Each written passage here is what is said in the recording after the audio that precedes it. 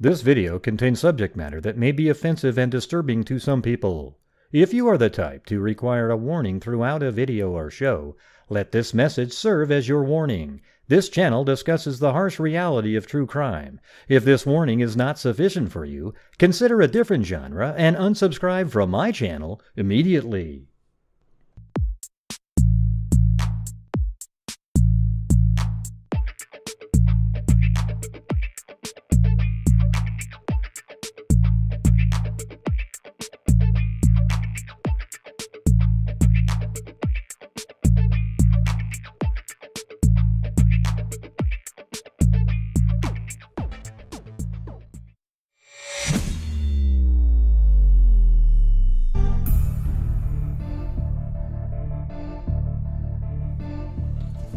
What's going on, freaks? Hello everybody out there. Thank you to Laconic. And thank you all the trolls that are watching too. Waiting for any kind of mistake or any kind of comment they can turn into some absolute nonsense. Alright. Hope you guys have fun too. What's amazing is they go, I hate Gray, yet they watch me every single night. Isn't that the weirdest thing you've ever heard of?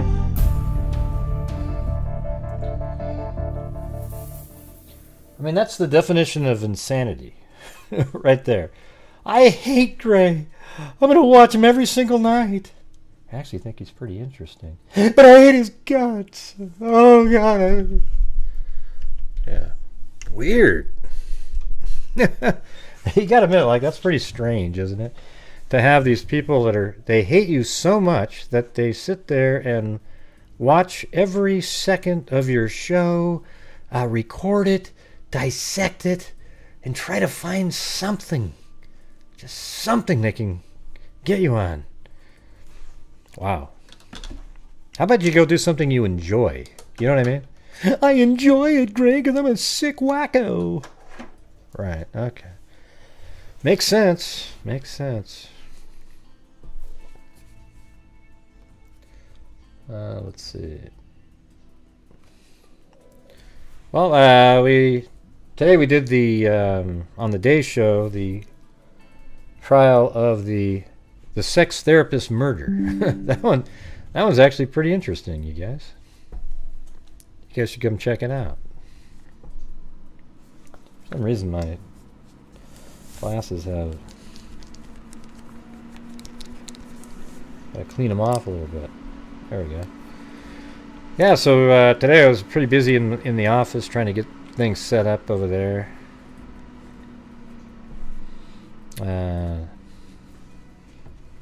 Put monitors on the new table. I don't know if I'm going to be switched into that office till probably maybe October.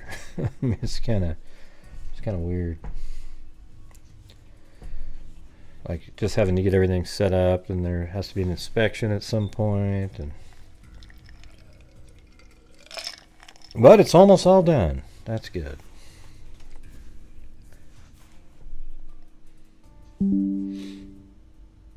Well, you just did though, Nance in the Woods. I don't really care. You know, the thing about trolls is they're just, I don't know what you call them. So it doesn't matter to me. Bring him up. Oh, don't give him airtime. Don't give him. Yeah, it's just it doesn't affect them. But there's people that just sit here and hate watch the show. It's like it's pretty weird. I mean, that's kind of what the whole point I'm trying to make is. It's weird stuff. But as you can see, we don't really have too many people watching tonight. I must not have put the cool buzzwords in the title. Darn it. Dang. I think maybe I need to change the wording here. Was it? There you go.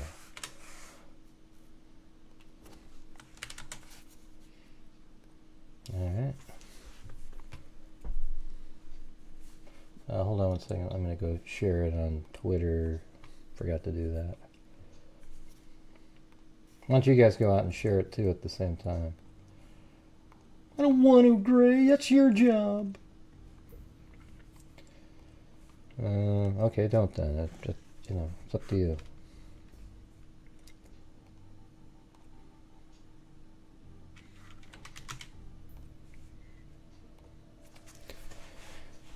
I went back to watch the heart video and saw one of you in blue and on the treadmill. Was that me or was that my wife on the treadmill? Had the song Just the Two of Us. They were walking side by side. Could have been me.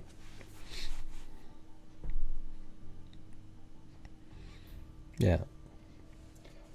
So let's see. 176, 177.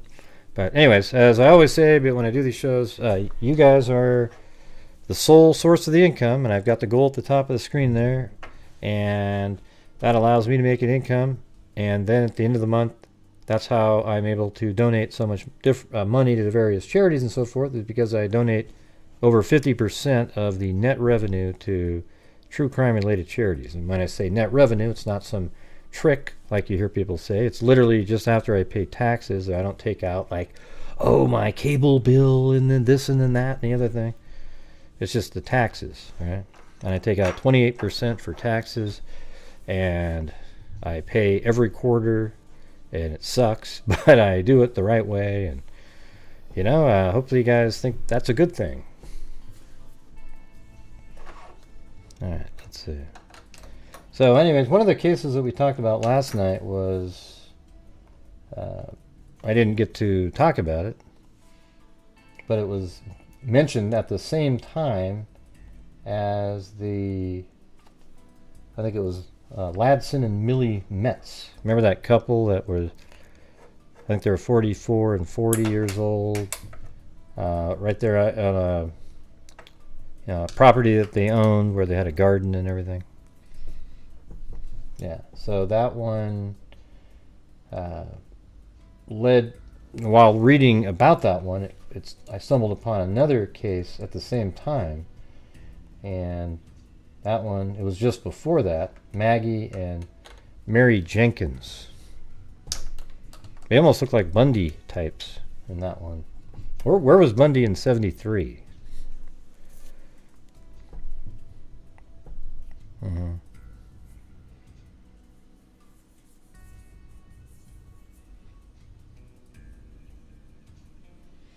Now, we did a whole bunch of heart videos. A lot of my videos from a long time ago, they were private now. You know, after all those years. So we probably did 7 or 8 shows on the heart case over the years. Or early on, anyways.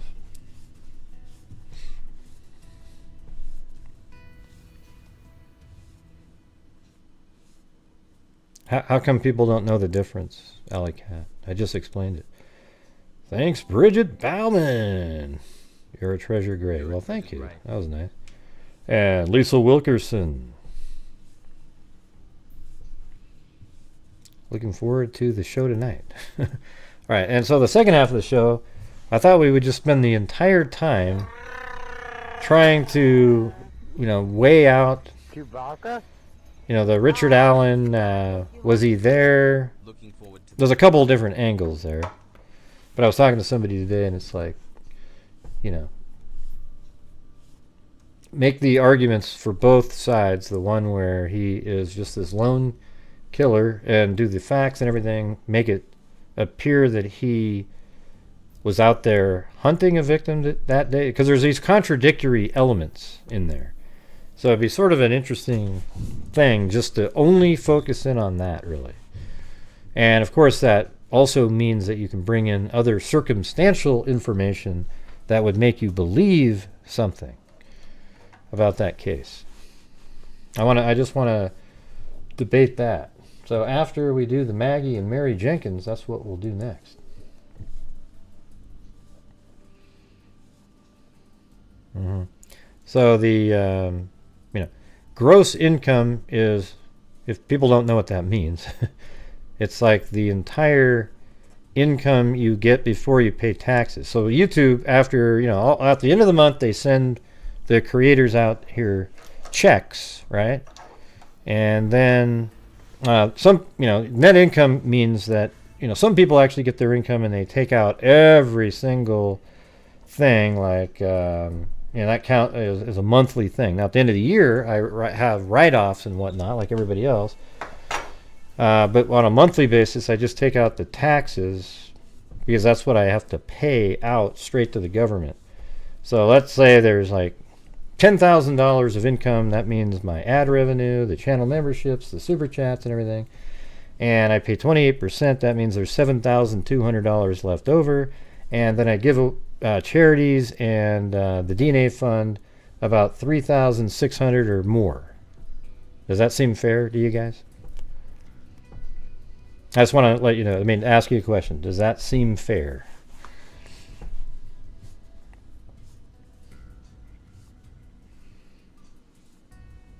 Right, yeah. But unfortunately, though, they make a big... they go out and try to just slander and... what do you call it? Put out defamatory statements all around, and then it creates issues where people think, man, what's going on over there? What's going on? And it really sucks, It takes away from what we're doing. Yeah, that was about a week ago, the greatest catch. Or is there one just today that happened?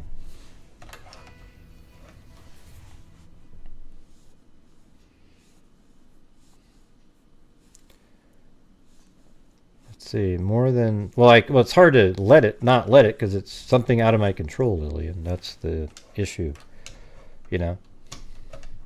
But for my own sanity, I actually have various websites blocked on my computer now. So I can't even go to them when I want to. Like, I wonder what they're saying. I just can't go anymore. So now it's not in my mind like that. It's just that every night when we have a show, they show up in the chat, and it just sort of creates problems, especially when you do either Delphi or the Idaho 4 murder case with Brian Koberger. Yeah. Well, thanks, Lane Dune. I think so. It's kind of cool, the new office, though. So far I've got 3 of the monitors up on those arms, and the 4th one will be perfect. It'll be like I'm in a half circle of monitors, and it'll just be, I can stand up and be like animated and talking, and looking forward to it. Being able to actually use that. It'll be cool. That's not how it works, Marlene. Yeah, they have nothing to do with... there's one mod that sometimes helps out on that stuff way behind the scenes. It has nothing to do with the... You're talking about in the chat, or what? What are you referring to? Yeah, the ones that show up in here. Yeah, well, sometimes, they do take care of those. I'm talking about the bigger picture shit. All right, well, I'm going to switch over now to let's do the Maggie and Mary Jenkins. So guess what, everybody? It's starting off right out reading newspapers. Now, if we remember last night when we read out of the newspaper, it just went... Okay, and then after that, we're going to get to the Richard Allen debate. And the only thing that we're going to talk about the entire rest of the show after that is, I guess it's sort of like, was it planned? Was he actually going there to meet somebody? Because there's some contradictory information about that, and things that are like, wow, that's just pure luck. So that's what we'll be doing later. Yeah, right now there's a bunch of boxes in the office, though. So.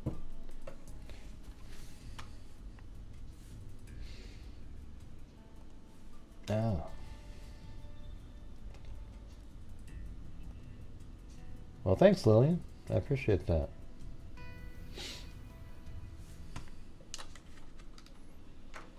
It's just Richard Allen, Kimberly. Let's see. Off topic. Who's your favorite NFL team? I don't have one. I watch the NBA. Football is too slow for me. If you like watching a play and then waiting 6 minutes and then another play, then that's good sport. But I like things that keep moving. You know, I'd rather watch soccer than football, which should be called football. Don't you think that the rest of the world calls soccer football? Isn't that a better name? Shouldn't our football be called soccer? I mean, like the weird part is how many you don't use your feet very often in kicking the ball in football. You kick field goals and you kick off, kind of mundane shit, has nothing to do with anything. So why call it football? You know, call it something else. Hey, thanks, JD White. Love your work, Mr. Gray, and how you stay real and true. Thanks. Love the hoodie. Looks sharp on you. All right. We Are Freaks. Look at that. That's the original We Are Freaks shirt.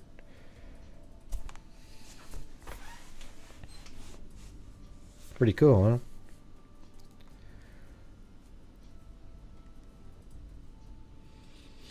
Yeah, see what I'm saying about the troll that just showed up in here? Right. Well, Cindy R., I think you're a crazy person who just showed up out of nowhere and you don't know me worth a damn. Okay, or Cinda, whatever the hell your name is. Love your work, embarrassing. how you stay real and true. Thanks. Yeah, what does Kanika Jenkins have to do with anything we're talking about, Big Quentin? Rest in peace, Kanika Jenkins. Yeah, okay. That was like 5 years ago. Hello. Maybe 6.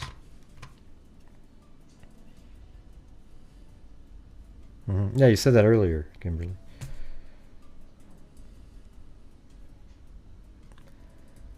Let's see. And hey, everybody, I'm a narcissist. And the reason I'm a narcissist is because when I know something to be true, I don't allow... See, here's what I'll do. When something's true, I don't let somebody else have another opinion on it. I'll go, no, that's wrong. You're wrong. You're wrong. No, you're absolutely wrong. Just like the idiot that sent me an email yesterday who said they did not use FGG in the Brian Koberger case. And they absolutely did use FGG. It's an absolute fact that they used forensic genetic genealogy. So when I sit there and go, no, you're wrong, okay? You're absolutely wrong. You're a narcissist, you bastard. You don't allow somebody... And it's like, you know what? Call me one then. I don't care. Because the reason you're calling me one is because I'm going to battle the truth. All right? I'm going to battle the truth. And if you want to call me one, then you go right ahead. All right? Because I'll gladly wear that phrase if it means that the truth will get out there. And, when there's opinion things, like, I'll battle something that seems incredibly likely over a ridiculous theory in the same way. Okay? So it doesn't have to be the truth. It's just something like reasonableness. Yeah, it's crazy. Hey, Marlene, you just keep telling me what to do on the show. Just let me do what I want to do, okay? Marlene, thank you. If you don't like watching how I do the show, then watch something else. Let's see. Our football should be called tackling. Yeah, or just, rugby's kind of a cool name. Sounds perfect for it, right? Yeah. Thank you, Danny ICURN. All right. Anyways, here we go. We're going to do the...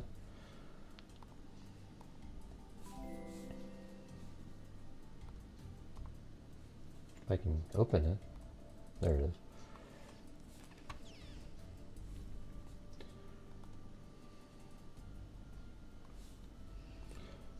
And if you didn't know what I was talking about, somebody up above said, I do not agree with the other people. I think you are a fraud and a narcissist. Okay, so when you guys say, hey, don't respond. It's like, I feel like it sometimes, I want to. And if you believe, here's the thing, everybody. If you believe that about me, then don't watch my show at all. Don't watch it ever again. I really don't care. Okay? Now, and if you believe that, that means you're dumb. And that's the truth. All right, let's see. Hey! What was that? Eugenie's here. All right.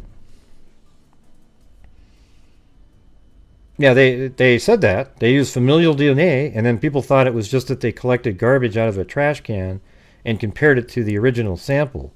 But that's not what they did. FGG is what led to someone being just on a list of people that had white Elantras to being the suspect in that case.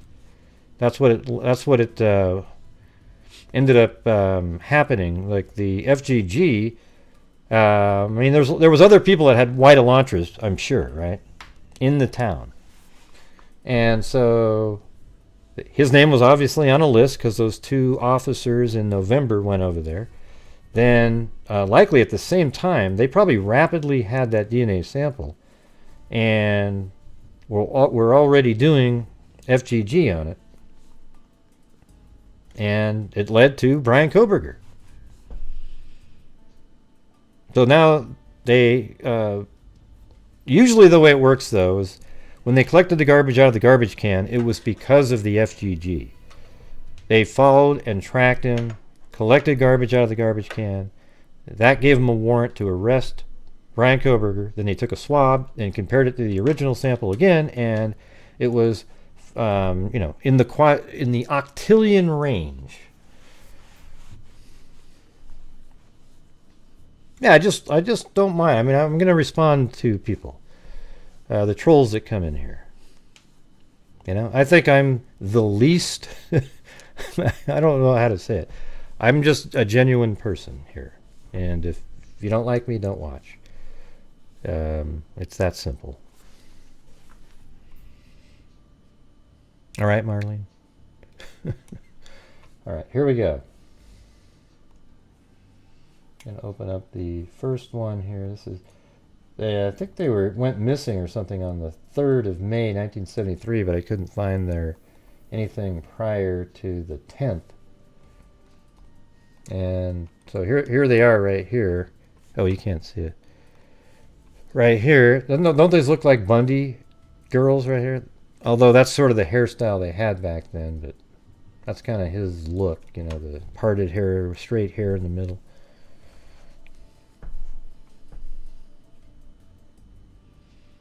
Well, thanks, Marlene. I'm just saying you don't need to, kind of encourage me to move on. I'm just the way I am,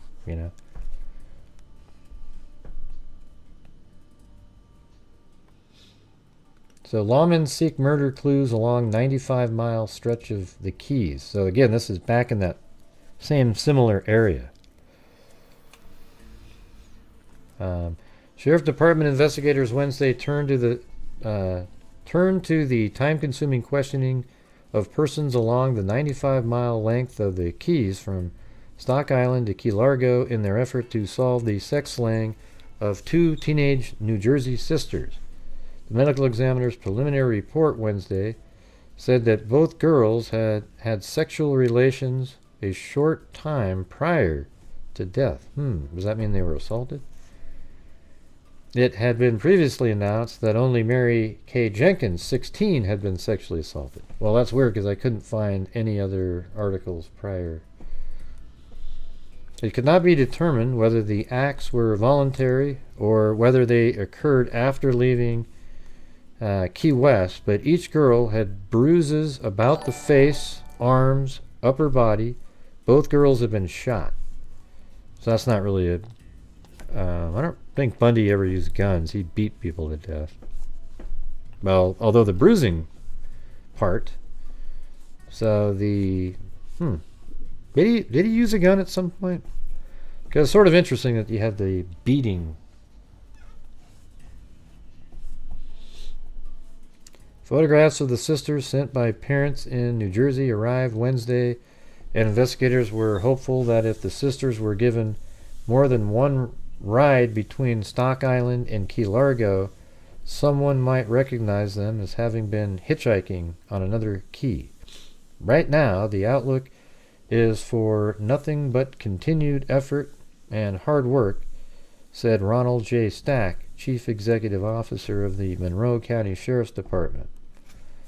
The girls, Maggie is what she goes by, Jenkins, 18, and her 16-year-old sister were last seen in front of the Royal Castle on Stock Island. Let me see where that is.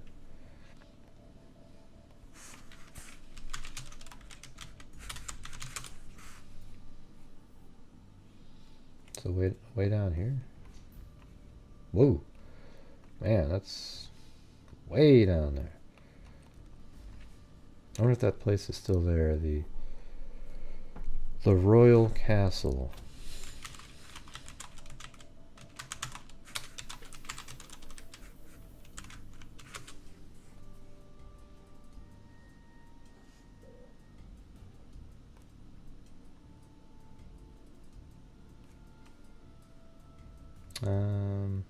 Doesn't say that. No.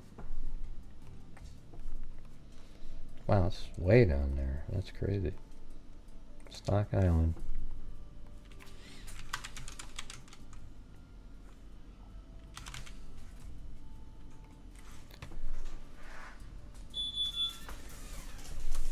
Their bodies were found at 6:30 p.m. Thursday in a wooded area of Key Largo, located west of U.S. Highway 1, opposite of the Waldorf Plaza. Is that still there?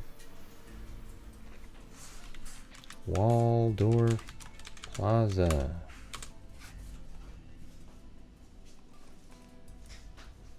So why is it mentioning that? Okay, so there's one up here.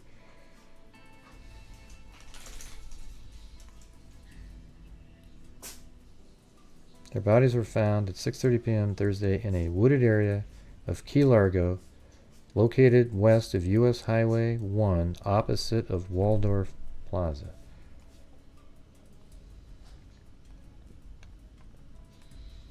So right here, and there's Waldorf Plaza, and so it was, there's one, and so it was over here on this side.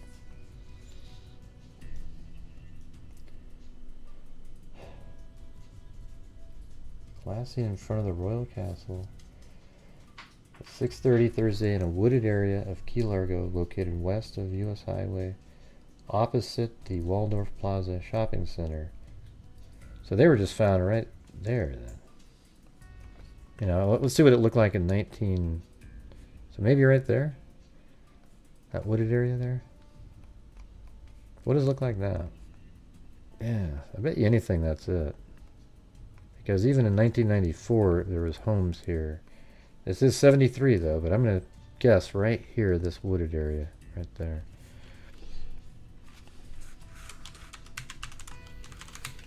Kind of makes sense. So they were last seen though, down in this area.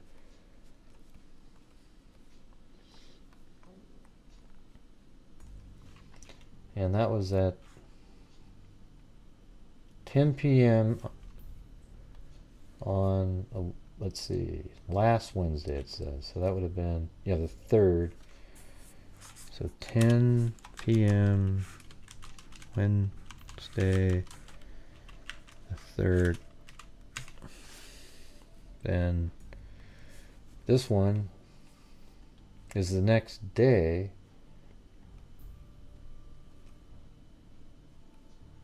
Their bodies were found 9:30 p.m. Thursday, but this paper is Thursday, but so it must be the Thursday before. I mean, yeah, the week before.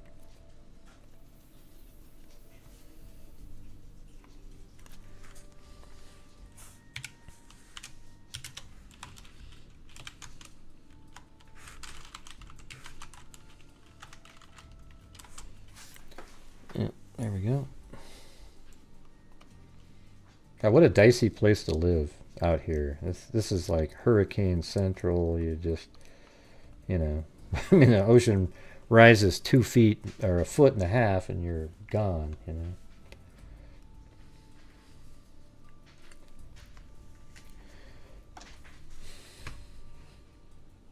The sisters, let's see. The sisters, daughters of Mr. and Mrs. Thomas J. Jenkins of Gloucester, New Jersey, arrived here April 26th, having hitchhiked. The sisters, okay, so the daughters, they hitchhiked there April 26th, having hitchhiked from St. Petersburg.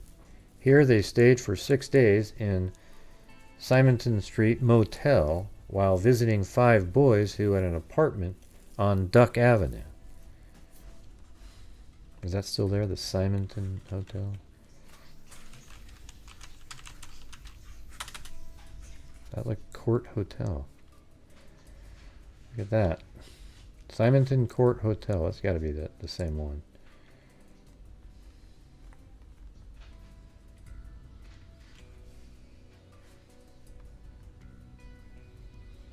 Here they stayed for 6 days in a Simonton Street motel, visiting 5 boys who had an apartment on Duck Avenue. The girls had known 4 of the boys in New Jersey. Here they stayed for 6 days. Oh, in a Simonton Street. Well, that's Simonton Court, but, let's just say that they stayed there.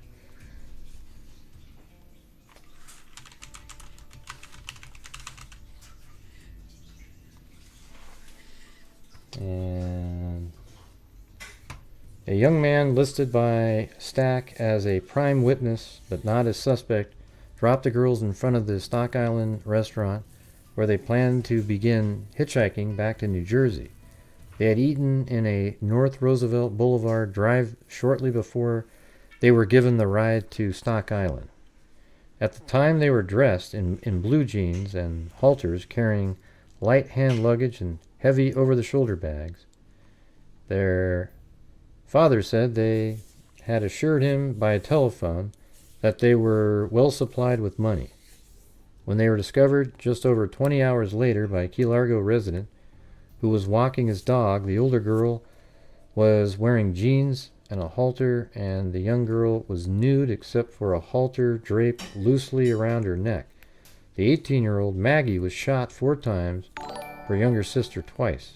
Still held strongly is the belief that the bodies were dropped in the 10-acre thicket by someone who knew the area well, although less than 100 yards off US 1, the secluded road 200 yards in length is difficult to locate in daylight.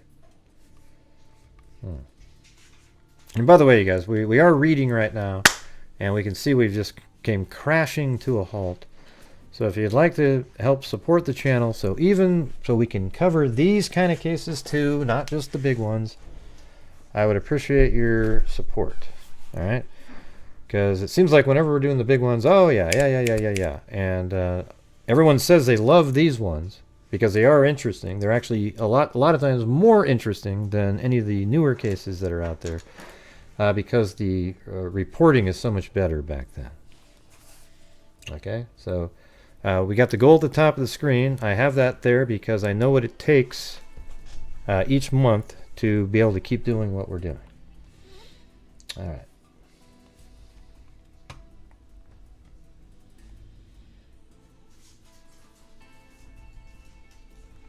So let me get more of this here. Still held strongly is the belief that the bodies were dropped in the 10-acre thicket by someone who knew the area well.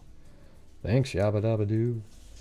Although less than 100 yards off US 1, the secluded road, 200 yards in length, so they're saying 100 yards, so it's right here.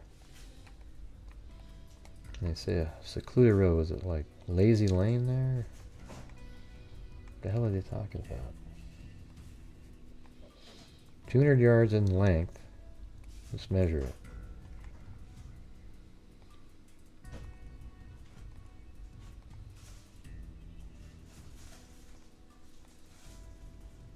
Well, that's 190. I mean, Lazy Lane goes over here too, but I'm sort of wondering if that's what they're talking about.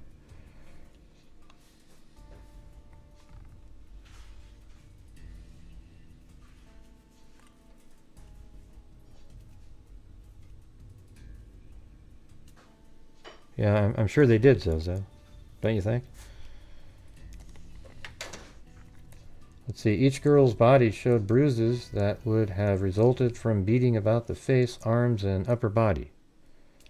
Thanks, Eugenie. What were described in the autopsy report as denture marks were found on the right breast of each girl. Denture marks. I mean, I don't know if they think that they're actual dentures, or I mean, I'm not sure. Were found on each right breast. Didn't Bundy do that? By the way, this sounds like a serial killer here. This isn't. But didn't Bundy bite people like that? So that's kind of weird. That's what I keep thinking. These girls, they were, and I think Bundy used guns later, right? I mean, I thought he did. That's one of the facts I don't remember. But look at these girls here. They look exactly like Bundy victims. And this is in Florida, where he went later in life. Ocean wave, ocean wave, ocean wave. Man, that's wild. Described in the autopsy report as denture marks were found on the right breast of each girl, with Maggie, the eldest, being the more severely beaten and bruised. Well, thanks for the effort there, Eugenie. The sisters, the second and third daughters of Mr. and Mrs. Jenkins. The sisters, the second and third daughters of Mr. and Mrs. Jenkins to die violently. Really? So what was their first one? Were buried in Belmar, New Jersey, Wednesday. An older sister, Marcella, was killed in an auto accident in 1962. There you go. All right, well, we got through that first one. Got some stuff dialed in there.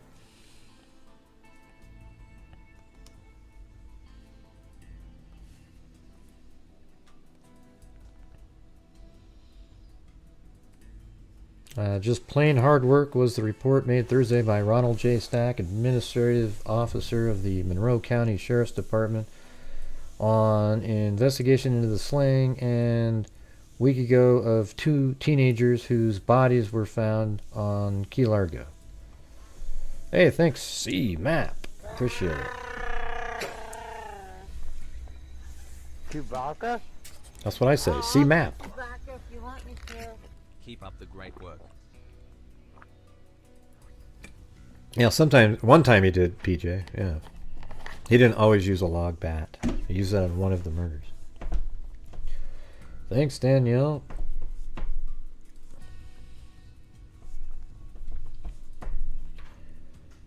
He didn't like have a bat like Negan. He used items that were at the scene.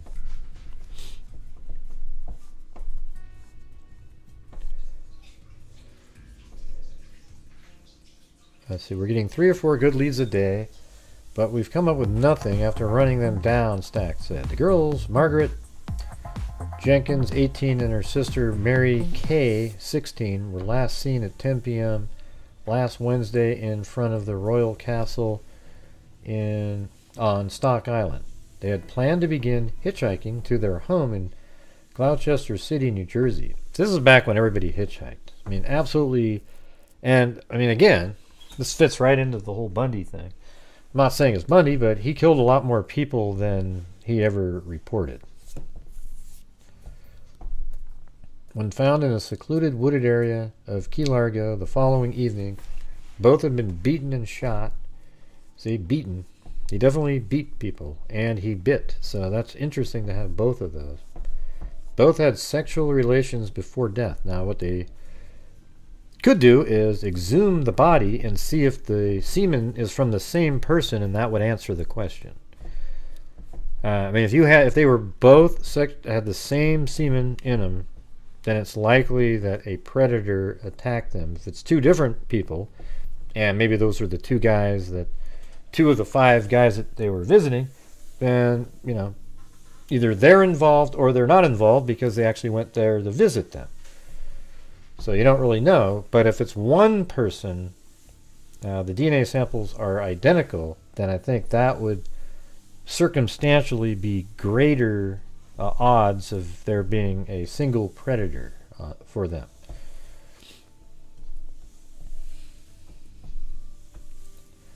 When found in the secluded wooded area of Key Largo the following evening, both had been beaten and shot, and they were also bitten on their breasts. Authorities are certain the girls were killed elsewhere and then taken to the location. That means there was a lack of blood where they were found, and maybe even like marks on the ground where somebody carried them in or something, where the bodies were found because of the remoteness of the area. Investigators ruling out no alternate possibilities. Suspect that the slayer or slayers were well acquainted with back road sections of Key Largo. There has been no trace of the bags and identification carried by the girls or the clothing worn by the younger girl whose body was left nude. Huh. Faculty degree, is this related? Or is that a different story? No, it's a different story. God, what a stupid way to have a new article right underneath the... let's see. So that was the 11th, and on May 25th,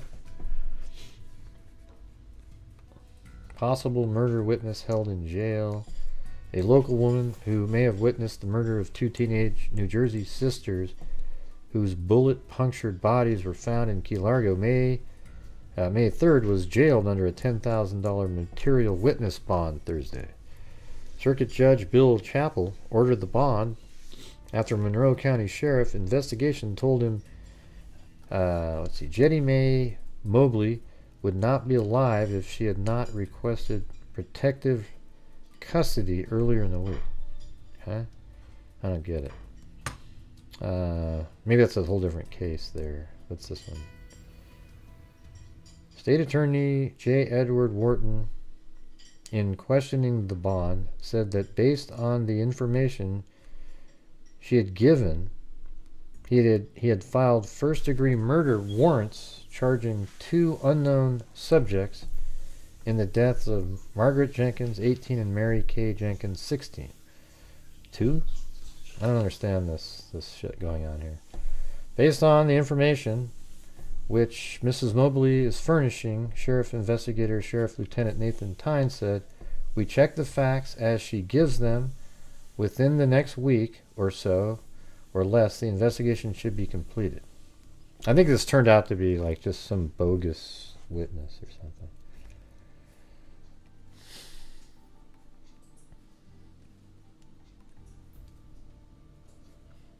State agency joins probe of card sound dual slang. The Florida Department of Law Enforcement has joined the investigation into the slaying of two, this is a different one, brothers it was learned earlier Wednesday. And then over here it says, while the FDLE goes about its inquiry into the shooting murders of the Tuttle brothers, the department will assist in gathering any information which might be of use in an earlier double murder on Key Largo. The bodies of two teenage sisters were found in a wooded area across from the Waldorf Shopping Plaza, May 3rd. Maggie Jenkins and her sister Mary Kay had been shot several times. The Sheriff's Department is continuing to check out possible leads. Yeah. And then there's this is the one I was just trying to get to, because this one is from 1974, May 5th, a year after, and it's got maps and everything. So let's see what goes on here.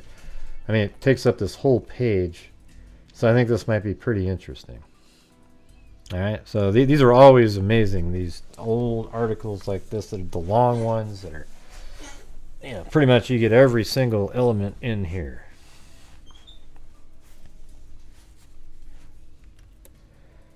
So this is by Stan Windhorn.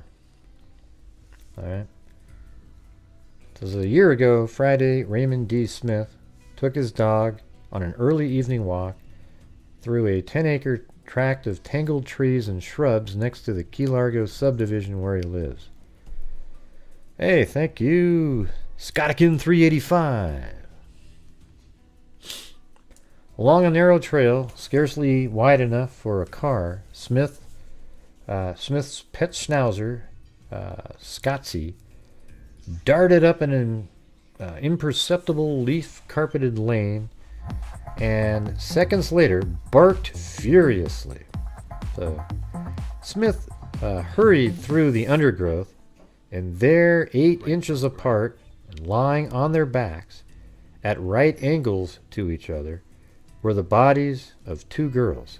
It sounds like almost like they were posed as well. One was nude except for a red knit halter bunched loosely around her neck. The other girl was wearing an identical red halter drawn to beneath her breasts and armpits and full-length blue jeans. Both were killed by shots fired. So that sounds like they were dragged to their spot feet first, and it pulled.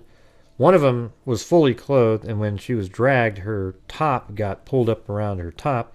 The other one only had a top on, and when she was pulled, her top got, the identical halter got pulled up around her arms too.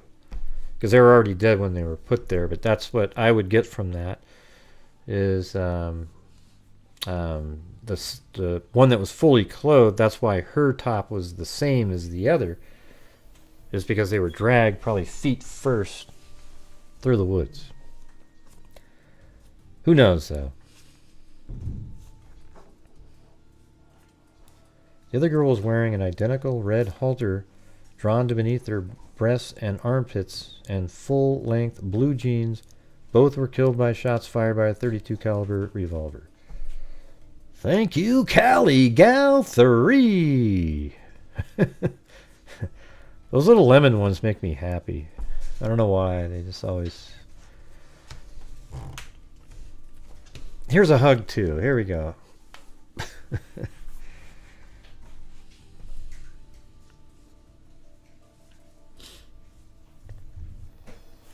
Yeah, the lemon ones make me feel like this.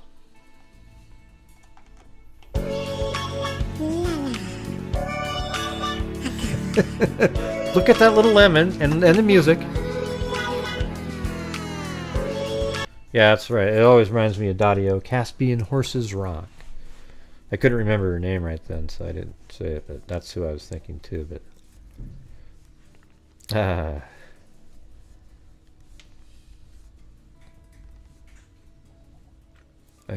A year ago today, 5 young men, then living in Key West, and the wife of one of them, identified the bodies as their recent Duck Avenue visitors, Margaret Jenkins, 18, and her sister, Mary, 16. One of them was married, huh? That's weird. Well, thanks, Caligal3, for another lemon.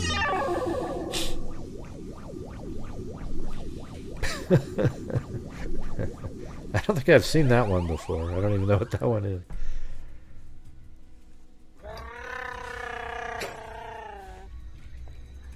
Chewbacca? Yeah, Dadio's still out there. She had some medical issues at one point.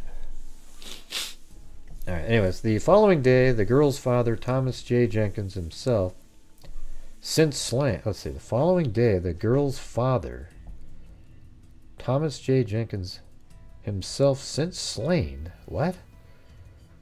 The hell's going on with this? What's going on here with this?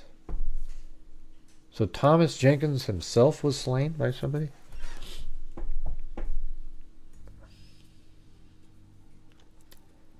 Would visit the Bayer Funeral Home on Key Largo. Where did they come from again? Does anybody remember where they were from? Now I gotta go look this up. That's crazy. What town were they from?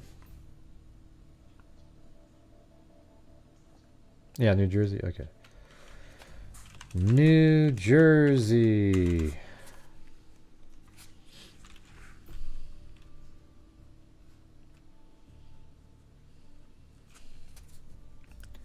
Thomas J. Jenkins. So it must be 1973 to 1975. Oops. 1973.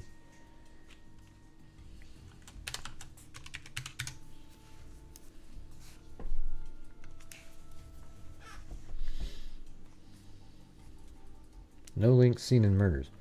The murder of Gloucester Tavern owner Thomas J. Jenkins was not connected with the slaying of his 2 teenage daughters in Florida last year, authorities have decided. Jenkins, 45, was found shot to death in an apartment over his tavern Friday afternoon. Really? Jesus. That's ridiculous. Margaret Jenkins, 19, and her sister Mary, 16, I thought she was 18, were beaten and shot to death last May. Their bodies were found in a swamp near Port Largo, about 55 miles south of Miami. Police said the daughters' murders remain unsolved and no suspects have been arrested. My men called down to the Florida. Okay. Let me go. So this was April 19. Wow, it's around the same time of year too.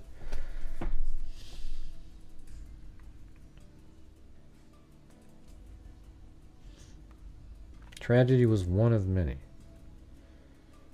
Shot to death last Friday in the bedroom behind his tap room.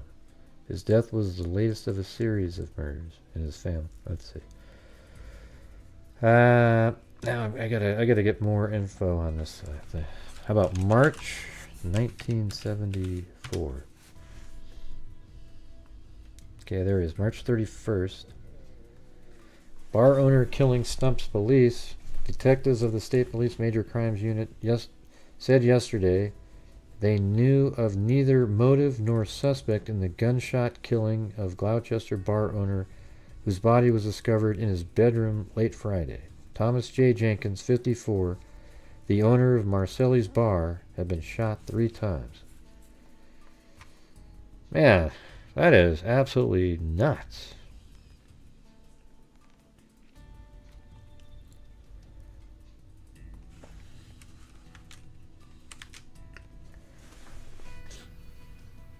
Okay, and then April 1st, I got the obituary, and then the 2nd, no link seen, and that's it. I mean, the 5th is the last time he was ever mentioned. Yeah, I bet you if I went up here, you'll never see it again. Oh, there's let's see, 76, okay. So now I'm kind of curious to see what happened in this one. FBI financial dealings probe. All of these investigated, including Associate FBI Director, and I don't know if that's related. Let me go over here. I guess there's another Thomas J. Jenkins.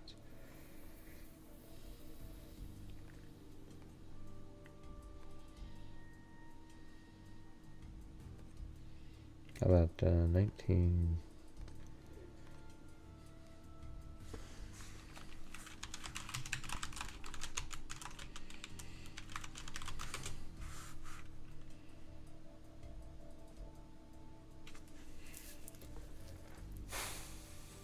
Well, that's a different one. Man, forget it. That's way too difficult. The name's too common, but man, don't you guys think that's weird? Man.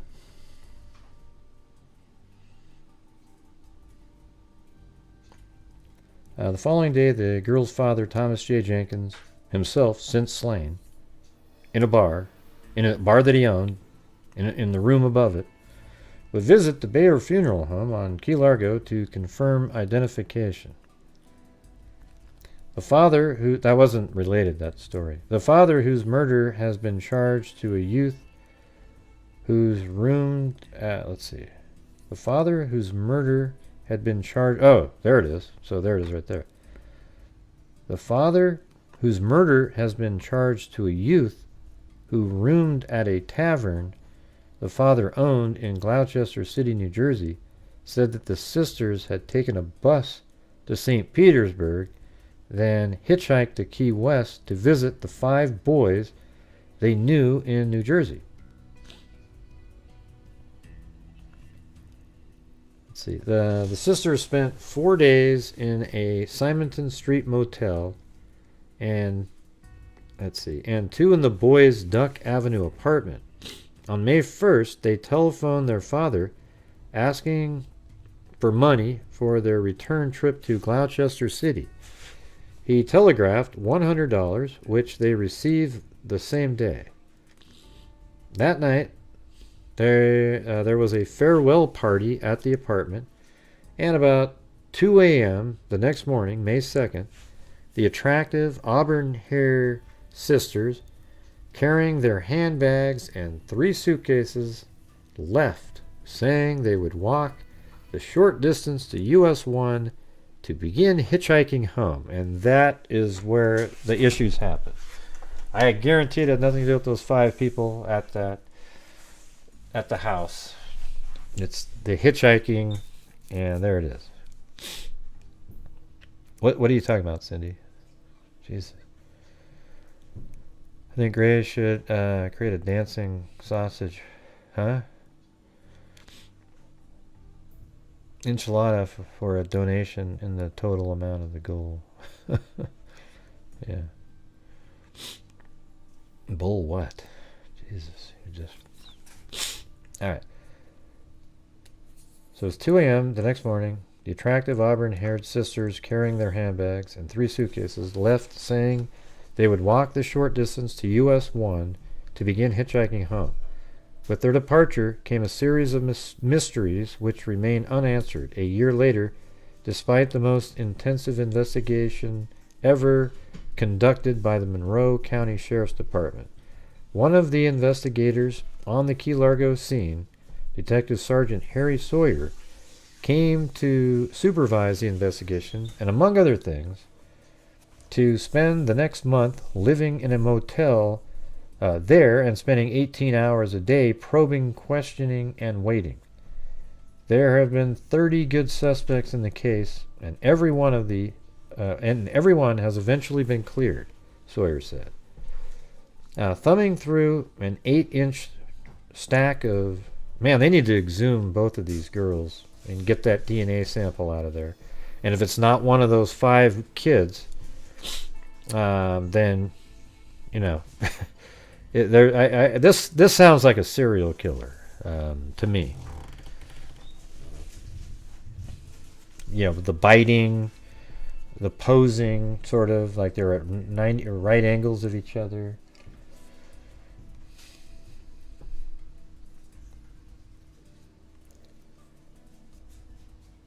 But we still keep plugging away, he said. Questions arose at the investigation beginnings. It was obvious the girls were not slain where they were found. The position of their halters indicated they were... Oh, there we go. Listen to me, guys. Ha ha! Can I get a boom? Guys, listen to this one. Listen to this. The position of their halters indicated they were dragged feet first to the place where they lay. And I didn't read that before, so I don't know. You don't have to believe me or not, but that's how I was looking at it. That's pretty crazy. Man, that's awesome. There was no blood, although Mary had been shot 4 times and Maggie had been shot twice in the head and body. The isolated spot was just 100 yards from US 1, and the busy Waldorf Plaza shopping center. Yet the trail bisecting the undeveloped 10 acres was almost imperceptible and unknown even to many residents of the neighborhood. Still, a complete stranger could have happened onto it by accident.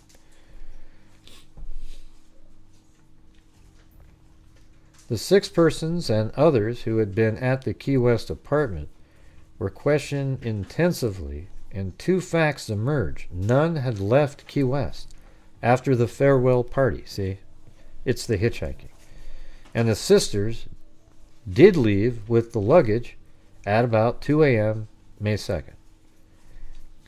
As the boys were being cleared, a Marine Corps private in Key West on temporary duty came to the sheriff's office to say he believed he had met the girls in Mallory Square at 4 p.m. May 2nd. So that would have been earlier in the day.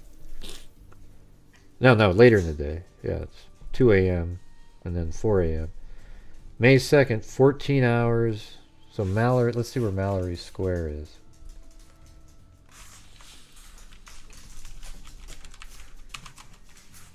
There it is. So they must have hitchhiked some way, or are they still just sitting around in town? Wow. So they leave this place at 2 a.m. and then 14 hours later, they're just right here? It's crazy. 2 a.m. and then 4 p.m. 4 p.m. Mallory Square 3rd. Thanks, Amber Maiden.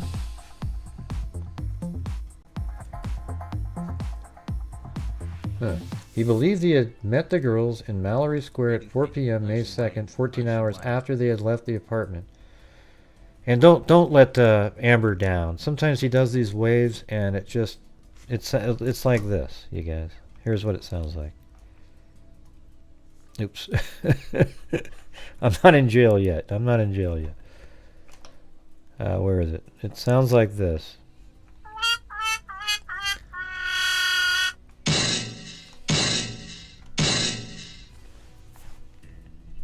No, I didn't see your comment earlier. Well, thank you. Some people don't like the black color, but I don't mind it.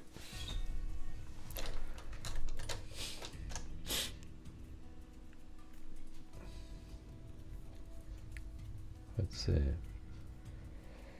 May 2nd, 14 hours after. So this Marine Corps private in Key West on temporary duty came to the sheriff's office to say he believed he had met the girls in Mallory Square at 4 p.m. on May 2nd. Which is weird because apparently on May 2nd at 2 a.m. is when they left with their bags, but they went backwards. Thanks, Cindy.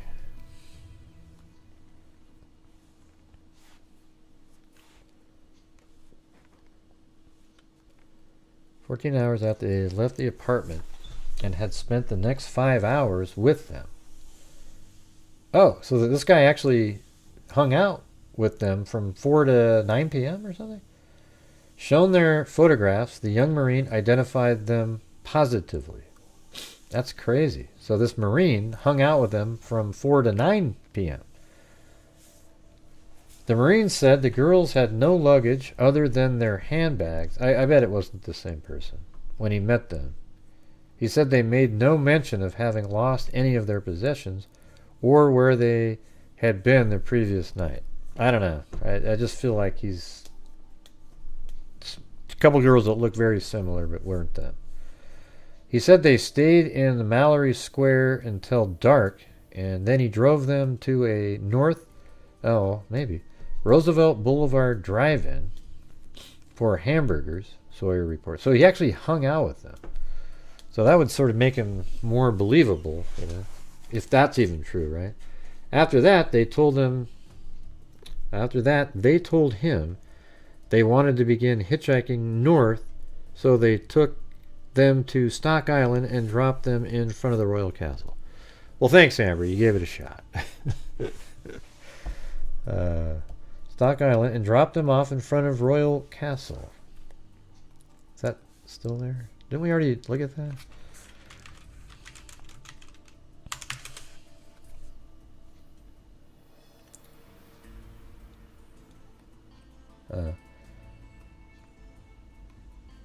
Stock Island was down here, though.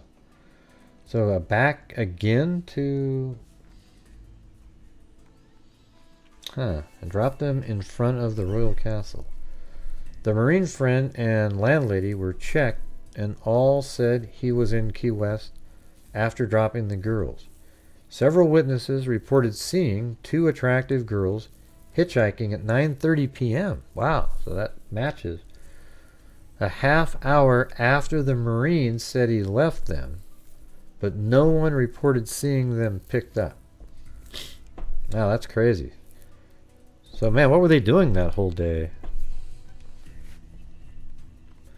Look at that, you guys. You made Amber cry.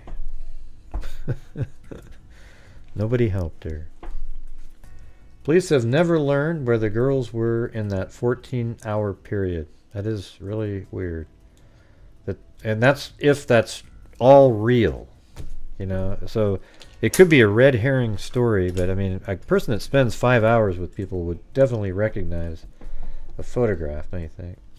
Police have never learned where the girls were in that 14-hour period between the time they left the Duck Avenue apartment and were met by the Marine in Mallory Square. Thank you, Tactical Dragonfly.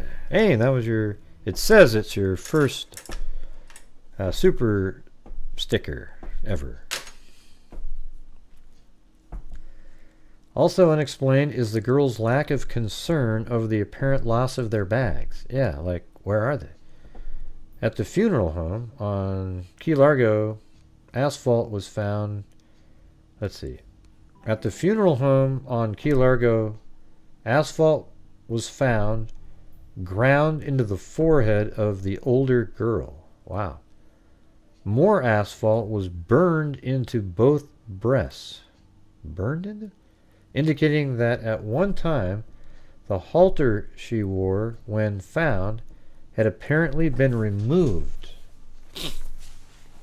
This is exactly the type of burn we see in motorcycle accidents where the driver has skidding the driver has skidding along asphalt pavement, Sawyer said. Investigators believe she may have been thrown from a moving car.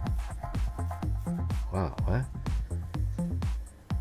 Hey, thanks, Lisa Wilkerson. There you go. Help for Amber's wave. Amber's wave of grain, or whatever the hell it is.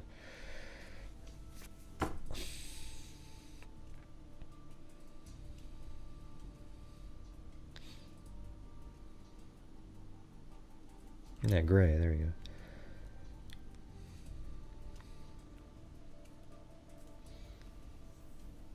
This is what, like, really weird, this case here. This is exactly the type of burn we see in motorcycle accidents where the driver has skidded along asphalt pavement. Investigators believe she may have been thrown from a moving car. Thanks, Lisa Valenzuela. Team Amber. The medical examiner reported the younger girl had been molested sexually and that both had died, but I thought we heard earlier that they both had sex. But they both had died shortly after midnight on the morning of May 3rd. So just 2.5 hours after people saw them hitchhiking. And I wonder how they know that. They must have eaten food with... They did, actually, right? Didn't he say that? Let's see. Let me check. They wanted to be in hitchhike. Okay. He said they stayed in Mallory Square until dark, and then he drove them to a North Roosevelt Boulevard drive-in for hamburgers. Boom. So that's how they know exactly when that was. And so they ate the hamburgers, and based on digestion, they were able to come up with the... Reported that the younger girl had been molested, and on the morning of May 3rd, this was approximately 18.5 hours before... Okay, medical examiner reported the young girl had been molested sexually and that both had died shortly after midnight. And that's because of the digestion of the hamburger on the morning of May 3rd. This was approximately 18.5 hours before the dog found their bodies. Having determined that the girls were killed somewhere between Stock Island and Key Largo, and that at one point Maggie had probably been thrown from a moving vehicle, the more than 25 investigators assigned to the case began their legwork, literally. Desperate squads led by Stack and Sawyer covered every foot of US 1 from Stock Island to the Monroe-Dade County line.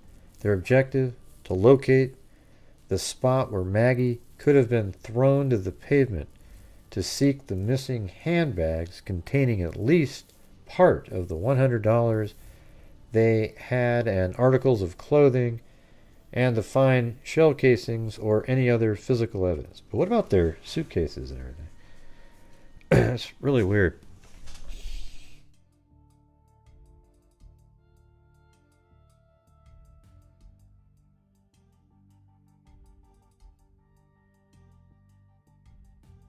Why do you need to see the articles?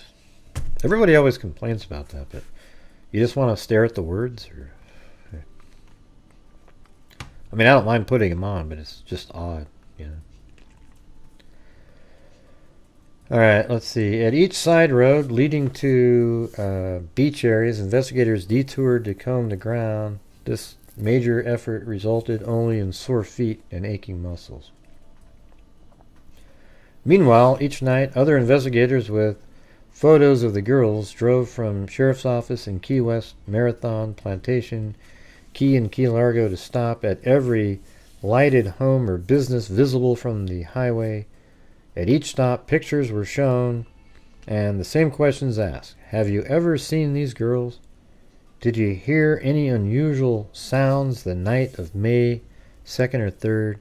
Did they stop to buy anything? To use a bathroom? The only affirmative reply came in, let's see, Islamorada, where a witness said she heard a woman really screaming. On that night, investigation revealed the screaming woman was a peacock owned by a local resident, Tom Fouts. Someday, somehow, this case is going to break, Sawyer says. I think the break would come if you exhumed the bodies and got a DNA sample. Meanwhile, he admits little more is known of the killing today than was known a year ago. On Key Largo, the bushy, wooded tract remains unchanged. I think I have the right place then. And still largely undiscovered. This is back then though, still. This is indicated in the fact that the debris litters in narrow trail, whatever that means. The debris litters its narrow trail. Last week, Smith and Scotsy returned there for the first time in a year. We haven't been back since that night, Smith says, as the schnauzer sniffs a new layer of fallen leaves. We don't like the way this place feels. So let's see if we can, by just even looking at this map here, hey Blue, what's going on, buddy? I gave him one of those pills a little bit ago. Hey Blue. Hey bud, what's going on? It just seems like it's sort of an annoyance for him. Like he still plays and everything.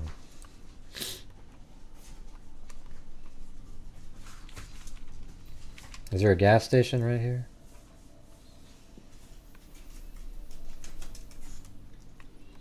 Here, I'm going to go all the way to now.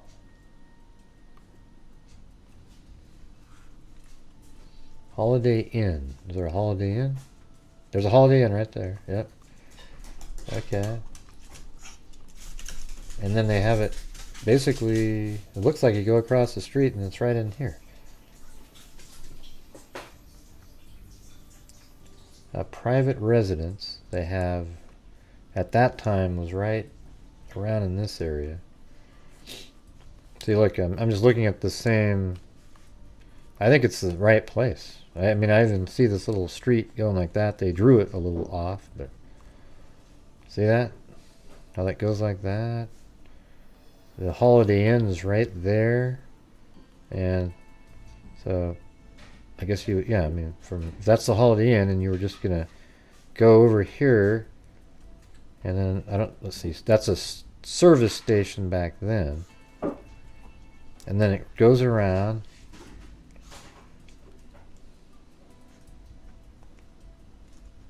I don't know, it doesn't seem like they have as many trees in there though. But I think that's the spot for sure.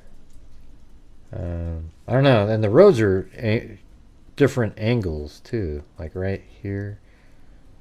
I don't know what these are. And they say Florida Bay. Okay, there's the bay right there, yeah.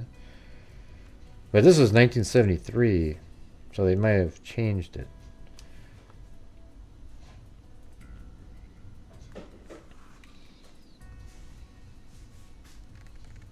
Yeah, I mean, this is US 1 here. Yeah, I think I almost have the pin in the right spot.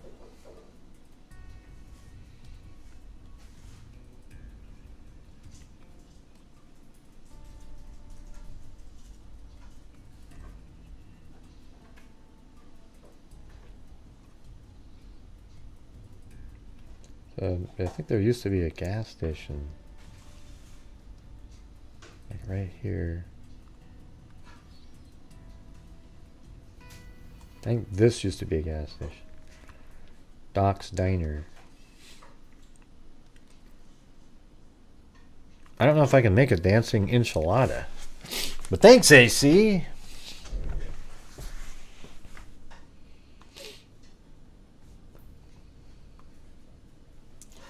I think that's right, other than the streets are at a sort of an angle like that, and it's completely opposite, but it's the only thing that makes sense. I mean, the shopping center's right here, too.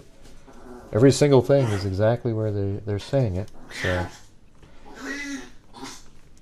they're wrestling over there. Well, I'd have to make an enchilada, you know, like a 3D enchilada and have it dancing. But thank you. Please make a dancing enchilada. Great.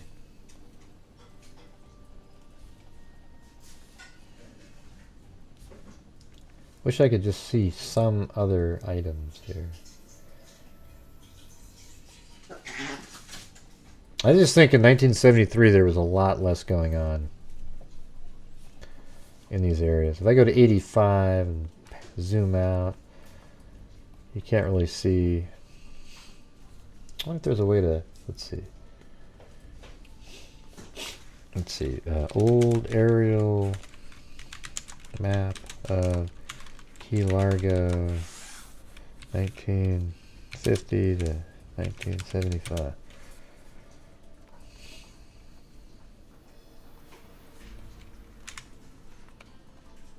Yeah, Key Largo, yeah.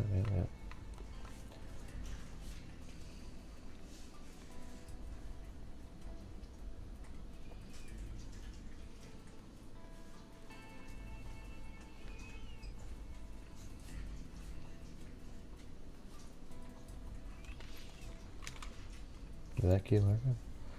Aerial map shows Asheville. Maybe I'll change it to like 1970 to 1980.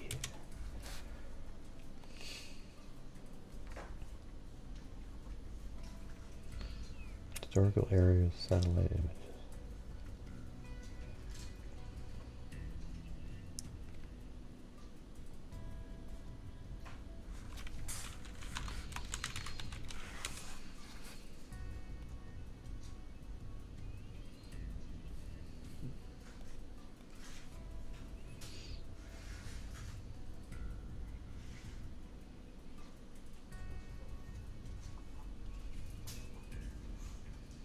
Pretty cool aerial archive. Anyways, I'm not going to spend the time looking at the currently, but it'd be kind of interesting to see what that looked like back in,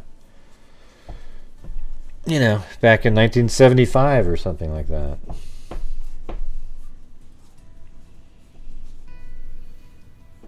Yeah, I like looking stuff up.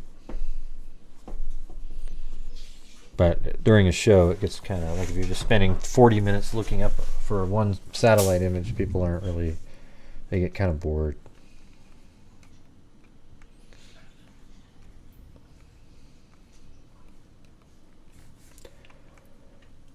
Okay, so did we get through, I don't know, did we get through that last article? Yeah, I think we did. We were just looking at that picture. All right, there's one last one from 2013. It says Mary and Maggie Jenkins. Kind of weird, just sort of WSVN.com. Mary and Maggie Jenkins. Some things never change. Today, when spring break hits, kids head to the beach. In 1973, it was teenage sisters Mary and Maggie Jenkins who wanted to escape the New Jersey cold. Dwayne Barlow, brother-in-law, their interests were boys, making money. They wanted to travel. Dwayne Barlow was married to Mary and Maggie's sister, and sadly remembers bragging to the girls about the time he hitchhiked from New Jersey to the Keys.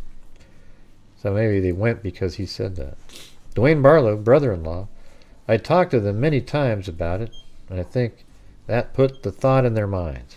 They decided it was a trip they had to take. Their parents gave them money for the bus tickets, and they headed to Key West. Probably hitchhiked. The week went as they had hoped.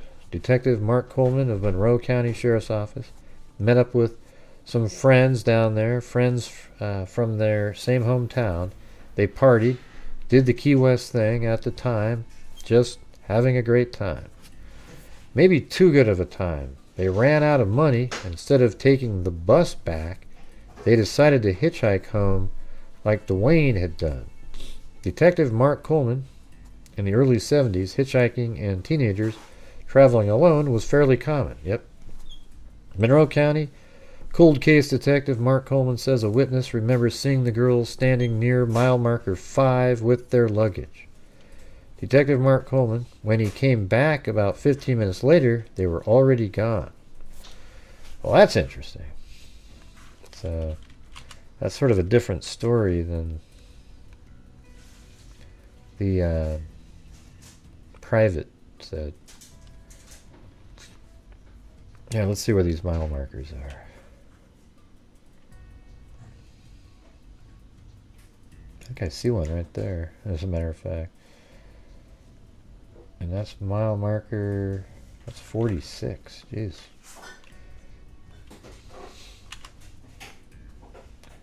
So, does it go, what direction does it go? Let me see.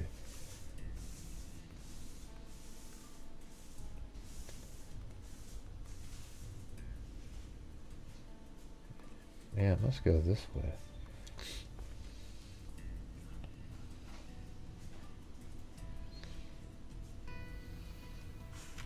Whoa. Didn't really get the street view there, but hey, that's kind of cool. I think Florida would be a cool place to live other than the hurricanes. Go fishing everywhere. It's crazy.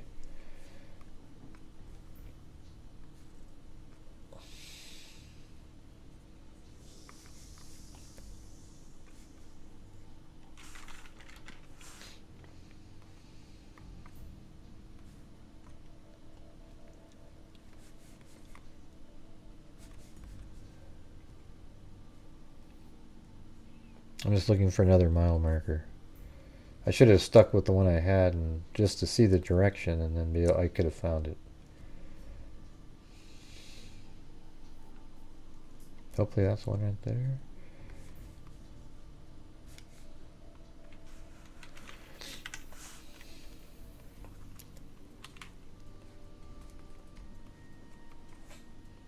Wait, would they say mile marker 5? Oh, that would be right from the ocean, I bet. I bet it's this way.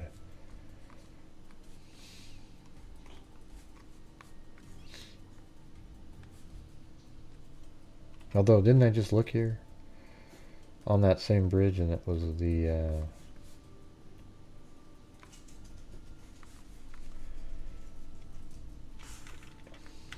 or was it another bridge up further?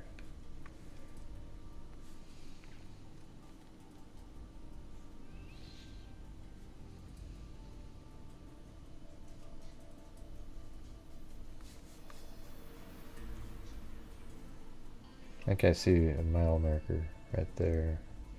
Hopefully, anyways. Go check.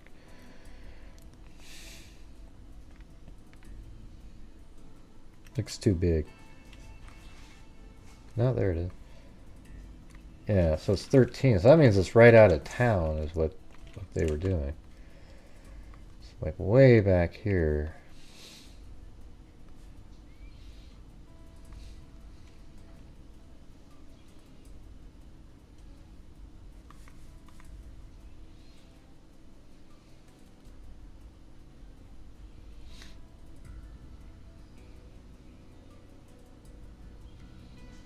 Yeah, I mean, so I guess I don't really need to go find it. But anyways, it's mile marker 5.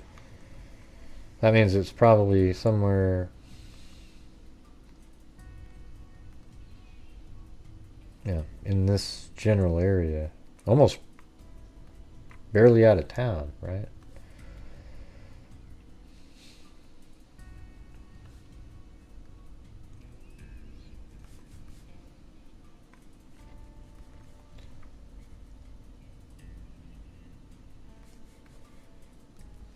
Man, think how fun it would be there. You can just go fishing.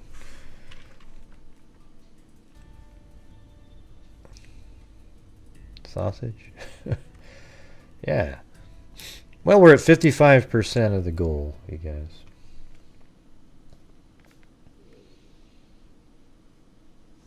Yeah, I don't want to keep looking for it. But yeah, we went the right direction. So it's just probably way down over in this area where he saw them. So it's not really earth-shattering information. So yeah, he drove back in 50 minutes, and they were already gone. I'll get you back if you want me to. Full of sausage.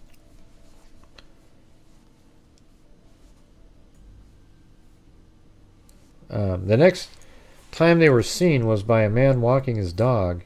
It was not a pretty sight. Detective Mark Coleman. Each had multiple injuries. Primary cause of death was gunshot wounds to each girl. One was stripped of her clothing. The other had some of her clothing pulled up to her chest. Right, but you already know why that was like that. They were in the woods covered with sticks and leaves, dirt basically dumped like garbage in the woods. There were no homes here 33 years ago. There you go. And the woods were the perfect place for a killer to dump 2 bodies. So, like I was saying, in 1973, there might not have been any homes back there at all.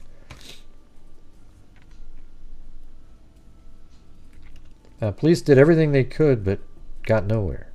Detective Mark Coleman. There was an extensive investigation from the files that I've gone through, and the evidence has been preserved for 33 years. Detective Mark Coleman, just last year I resubmitted everything to the lab. Detective Coleman is hopeful new technology. Well, do it now. This is when you'd have a way better chance.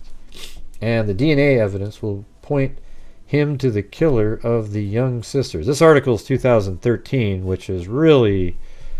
It's jumped leaps and bounds since that year. Detective Coleman is hopeful new technology and a DNA evidence will point him to the killer of the young sisters. Detective Mark Coleman. We're going to trace evidence, hairs, fibers, anything from their clothing that could be found, and who knows, there's a possibility that the offender could still be alive. Patrick Fraser said today Mary and Maggie would be near 50 years old, probably have children, maybe even grandchildren. Instead, all they have are headstones that and detective determined to find out.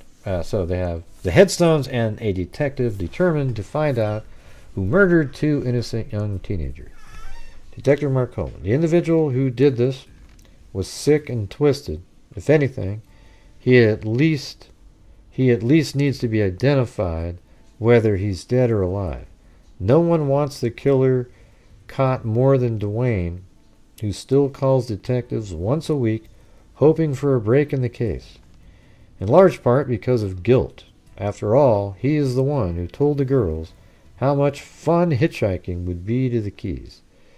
Dwayne Barlow, brother-in-law, if I had known what I know now, I would have never, ever. Exactly. 33 years later, he still can't finish the sentence, and now only wants to see one thing, their killer's sentence and executed. Dwayne Barlow, brother-in-law, I hate to be cruel, but if he gets the death sentence, I will probably go. As much as I hate it, I want to see him looking at me. Now, if you have any idea who that killer was 33 years ago, whether they are dead or alive, please call Detective Coleman. And if you know of a murder victim, you fear has been forgotten, give us a call. There are still many people who are out of justice. And that's kind of why we do this, right? I mean, this is...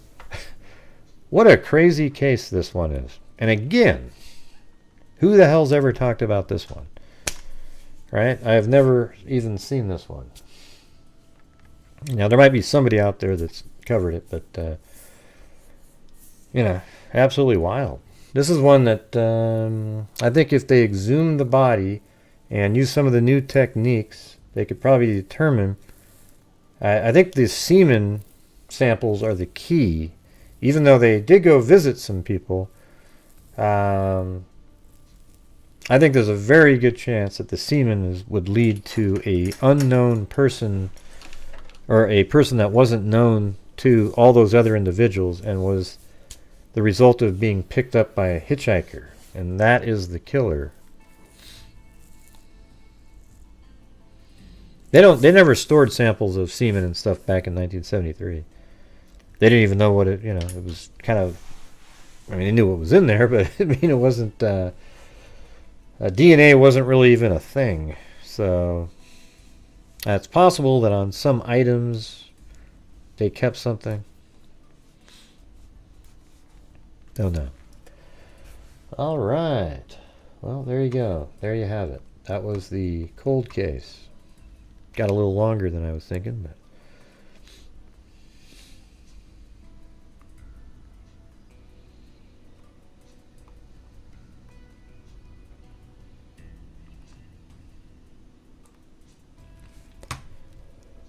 okay. Well, what do we do? What do we do to get the enthusiasm going in here? Well, they're almost all like that, Cindy.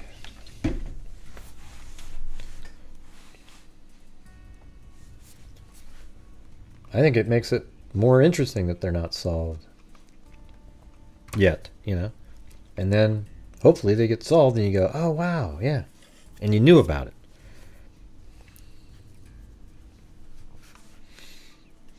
it. AC said that they're enthused.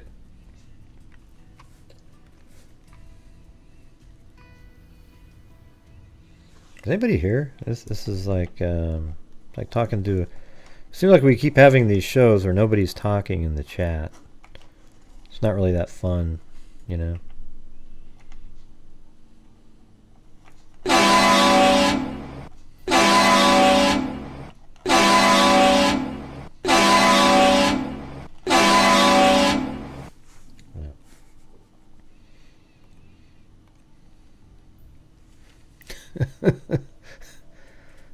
Yeah.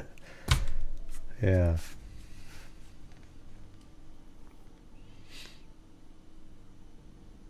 Let's see. Right. Watering, watching, etc. Why do you keep saying that one, AC? What are you getting out of that?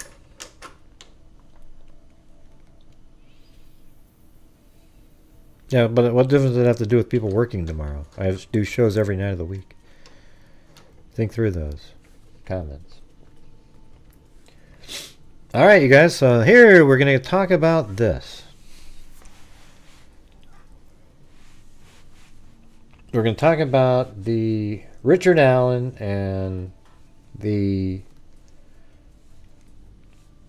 like, what are the things that you put on the side of that he planned to be there that day, or that it was random and that the girls just fell into a trap, right?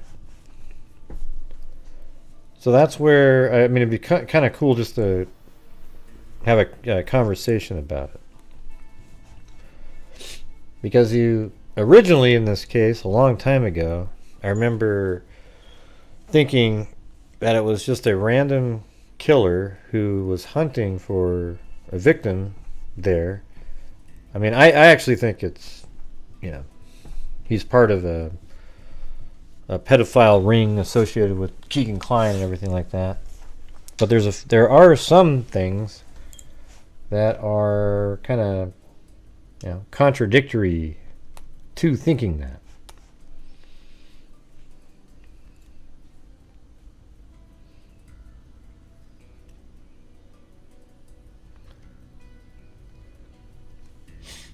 Wow, why do you want me to play that song?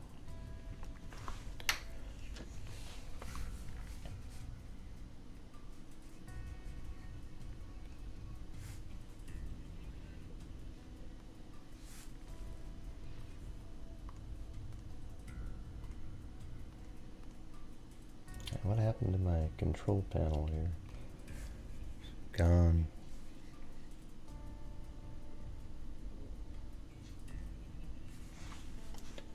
Hold on. I was thinking of making a list, but I'm not sure where I'd put it.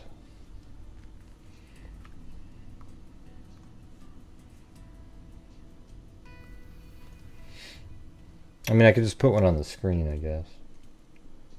Make a text file or something. And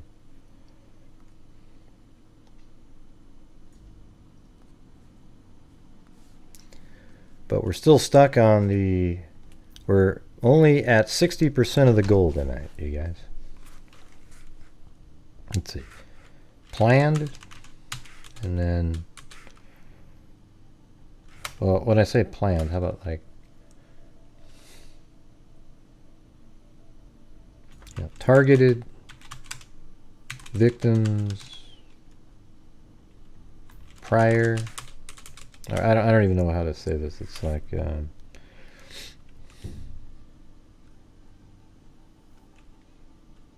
about...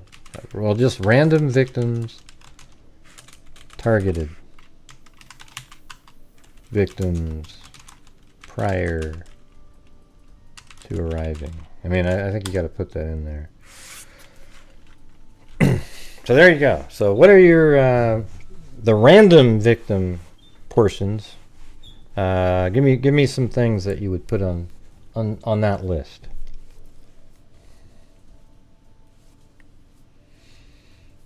Yeah, I mean, I've said that 1,000 times, Bridget. I mean, you're saying that the only reason Keegan Kline didn't get to meet with one of the girls, Libby, is because a random killer killed him before that, and he was a catfishing account.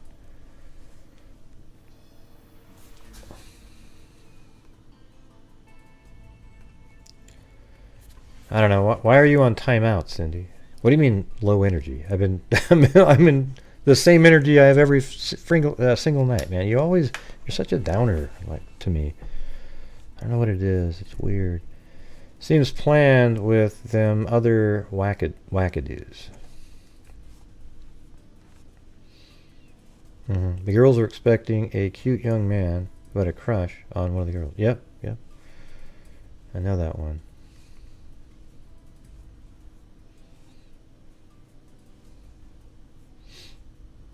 I'm not like keeping a list. I want you to know what makes you say it was planned.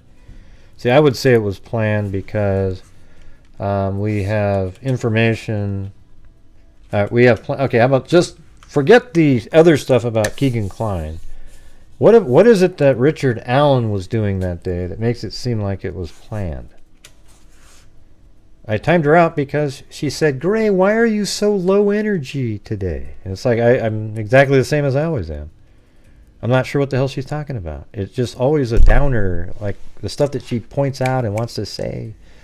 It's really strange. Let's see. The only thing I believe is you're looking good tonight. Black is looking good. Well, thanks.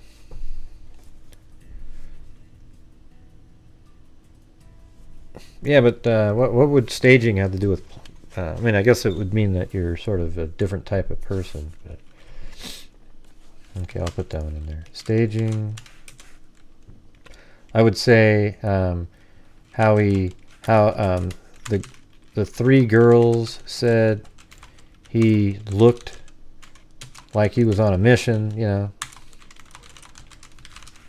and didn't do anything to them either. He just went right on by, as if he was waiting for a specific person.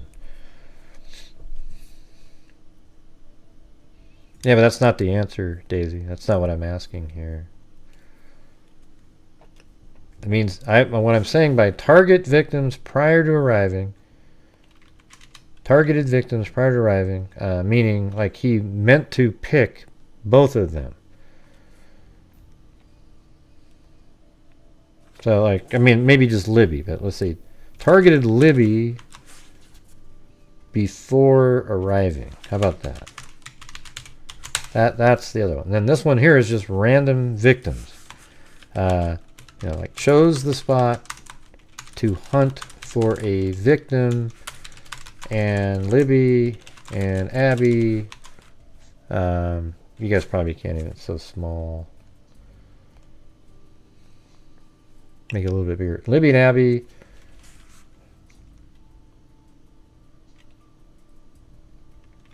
Fell into the trap or something. I mean, it's just, that's about it. Random victim.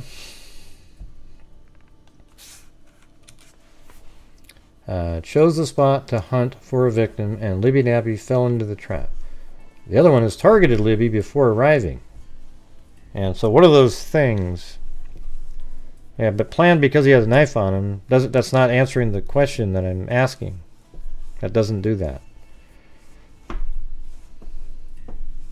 The only question I'm asking is, was he there? I'm not sure why you guys keep typing in that they brought weapons. It doesn't answer the question. It says random victims, meaning that he chose a spot to hunt for a victim. Okay? And Libby and Abby fell into the trap. So what says that? And the other one is he targeted them before arriving. And then we have so far, staging of the crime scene. The three girls said he looked like he was on a mission.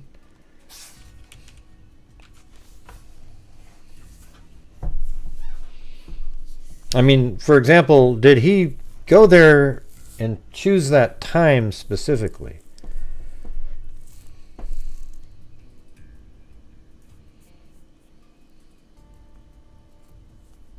Parked far away. What does that mean? That doesn't answer either one of these.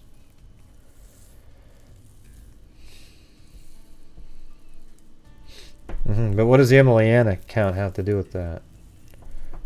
Please, you guys. All I'm asking is, did Richard Allen go there and just randomly pick two girls that fell into his trap, or did he target somebody before arriving there? None of the things that you're typing in, like the weapon and anything like that, has anything to do with that. So what is it that, I mean, staging, that's interesting, right? Because staging could be on either one of them. So it doesn't mean they're targeted, like random could be staging too, right? I mean, so we don't, it's like, I'd actually put it on that one more, because serial killers pick random people and they stage the crime scene. So I don't really know how that one fits in and how it points directly to, I'm not even sure it should be on a list, to be honest.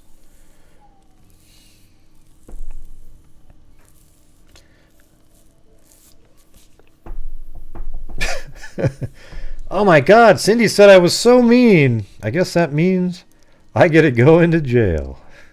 God, that sucks. Now I know what Cindy was doing. Oh, jeez. Well, we're stuck now. There's no anything. Can you believe it?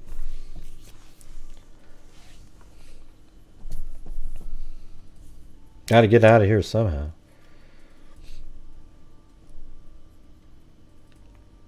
Oh yeah, he deserved to be timed out. Questions like, how old are you? What do you look like? But yeah, but we're not associating.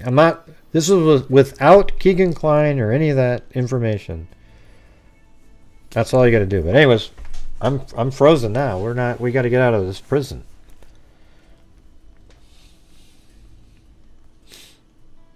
Yeah, so arriving at the time, I like that one.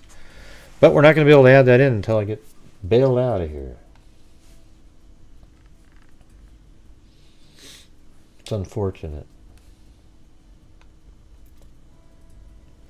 mean, there's 402 people here. It seems like it'd be pretty easy to get to the goal on a nightly basis. We used to do it with 200. The bail is whatever people want to bail, you know. There isn't an amount. If it was up to Cindy, it'd be $1 million.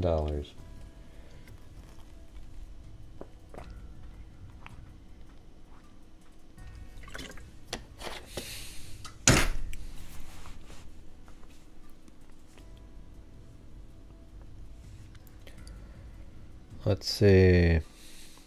Amanda House-Hour. Who's Hour? Amber Maiden. All right. We are making our way outside the gate.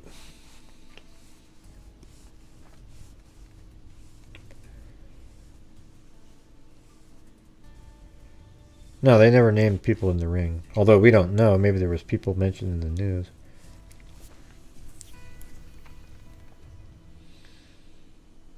Yeah, it's amazing how easy it would be. Right. Let's see.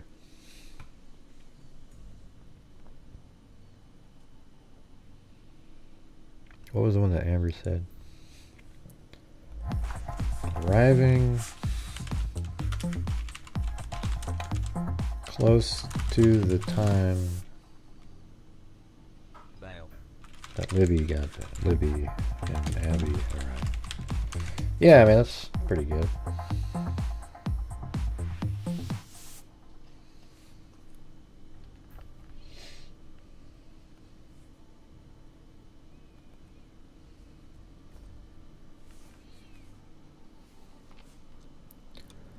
All right, thanks, Amanda House-Hour and Amber Maiden and Cheryl Jones. Well, I guess I'll be walking to a restaurant and sleeping on the street. Thanks a lot.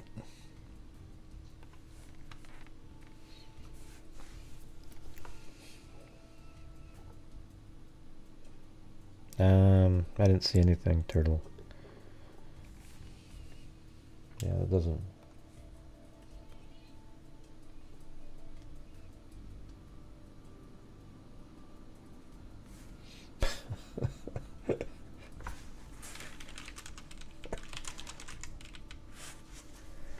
Oh, jeez. Bust loose and make me an enchilada. No thanks. No thanks.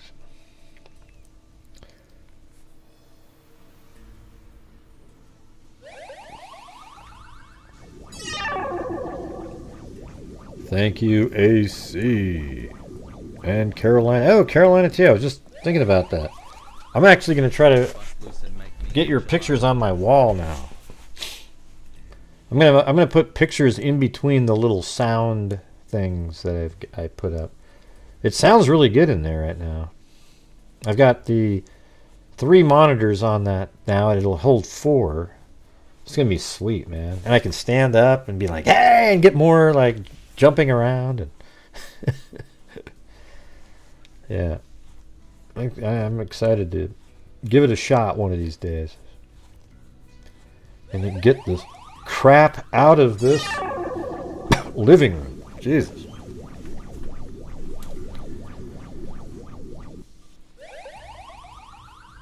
Let's see. Gray, you ain't right. I don't know what that means. I read an old Daily Mail article that went by close sources that was quite detailed. What are you talking about? Do you still have it? Or are you just inventing something? I mean, I don't know why you're bringing that up here. Let's see. If you have it, give it to me. We'll read it. See what it says. He went on a day kids were out of school. Which one would that? Well, that could be either one, though. See, that could be random or targeted. He thought, ooh, a day they were out of school. Is that the random one? Well, I'll put that under the random category, Cindy. See, you gotta... What I'm trying to get you guys to come up with are... Forget Keegan Kline.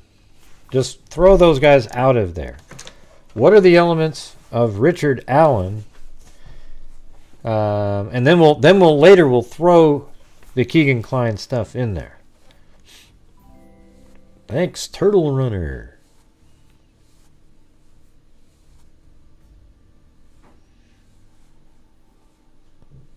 Okay, well, send it to me before you know, Zozo. I'm sure we've all read it before, you know.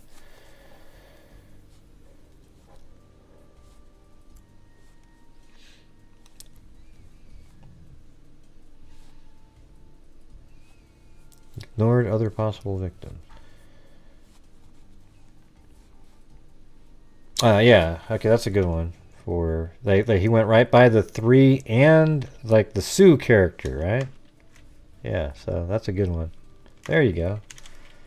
So that would be a targeted one. Ignored possible victims. Sue. Yeah, 3 girls. Yeah, there you go. That's exactly what I'm looking for. Things like that.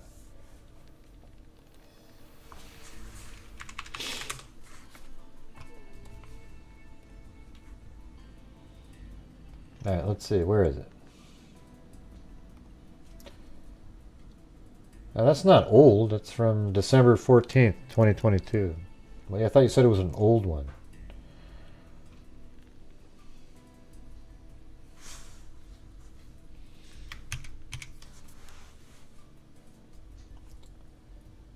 God, I keep getting these ads for a juicer because I bought one for my wife one time. Face covering. Yeah, but which one does that... That just means he's trying to hide himself. I want to know what elements of Richard Allen make him seem like he went out there to find a random victim as opposed to, on the other side, that he targeted Libby and Abby before arriving there. Stuff we know about Richard Allen himself.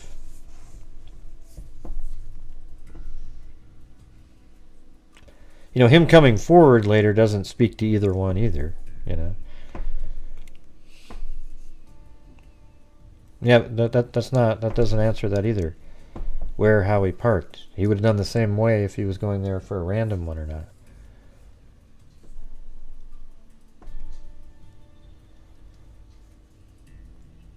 No, they never wiped the phone. Nobody touched it. That doesn't count. Oh, you mean beforehand? What we were talking about before? About how she factory reset the phone? Yeah, I think that could be...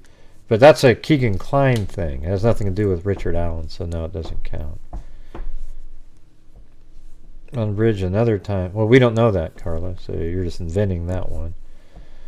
The trails are close to his house. That doesn't answer either one of those questions, yet again. He waited until everyone else was gone. Libby and Abby were the only ones left. Yeah, but that could just be that they fell into the trap. See, how about this part here, though? It's like, how did he know? See, what he would have done was he would have called off his attack. How did he know that there was going to be nobody there when Abby and Libby got there? How did he know that? I mean, that's crazy. So he didn't. So here's the thing, is even if it was targeted, he got lucky. Right? He got lucky no matter what. Because when he got there, there was nobody else. Many people had crossed that bridge that day. And there was nobody else there when he got there. And the girls just happened to walk by. And he knew that. See, that's the thing. That's where it's sort of, you know, like it points to more randomness. Like the, you know, so if he would, my original theories back in the day were that the killer waited and watched. He knew there was nobody in front of him, meaning across the bridge, or anybody else in the area.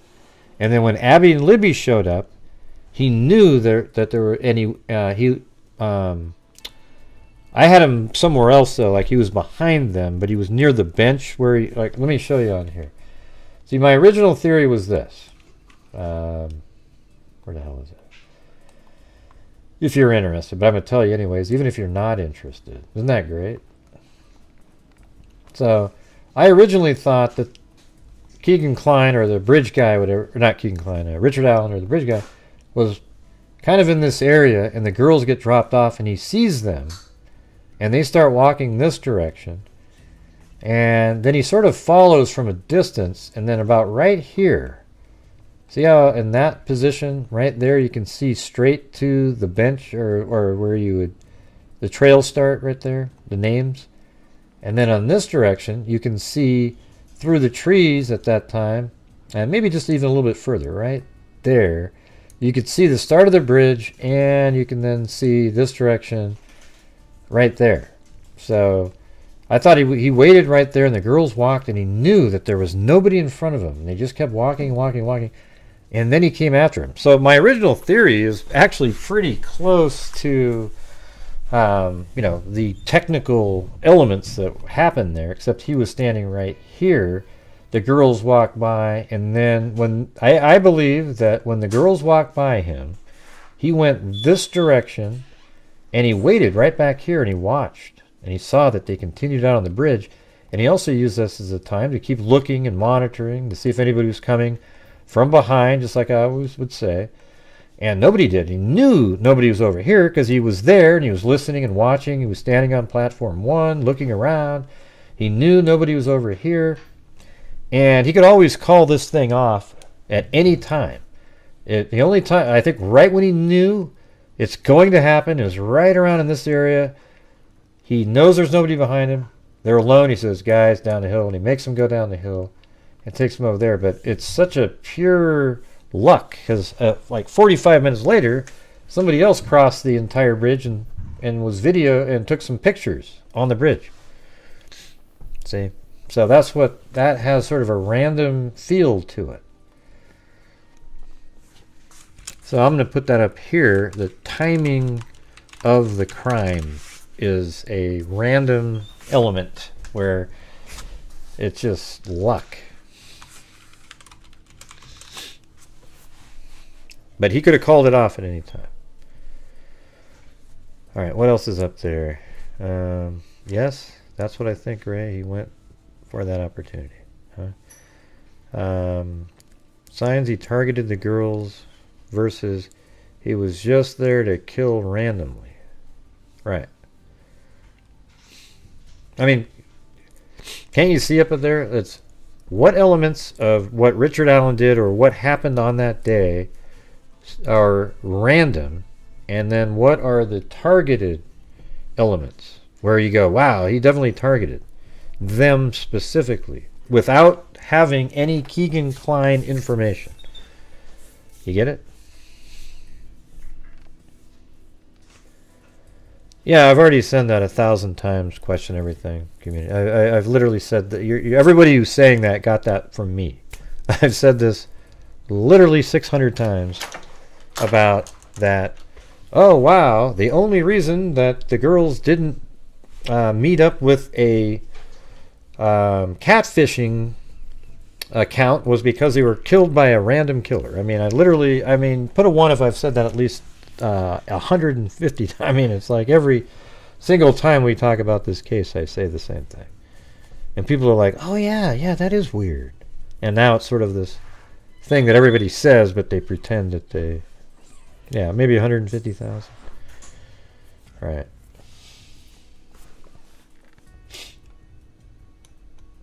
Yeah, so this article you sent, this isn't really an old article, though. Is this the one you're talking about? When you say they shouldn't write stuff, how come it looks like this? Let me just get the title and do it differently.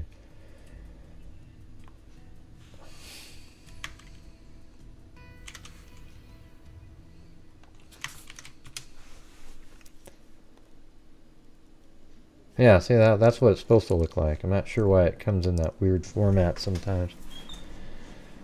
Didn't take Libby's phone. Yeah, but even if he knew them, why would he take Libby's phone? Yeah, I was talking to you. You said it was an old article. This is like just from like 7 or 8 months ago.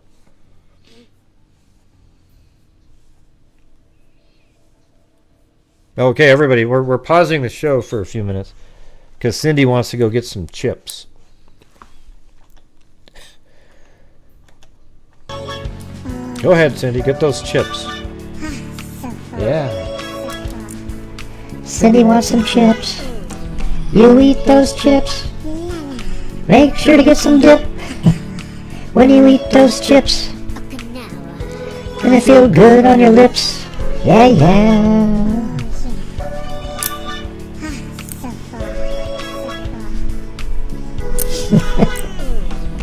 Eat those chips. Cindy, eat those chips. There's some yummy chips.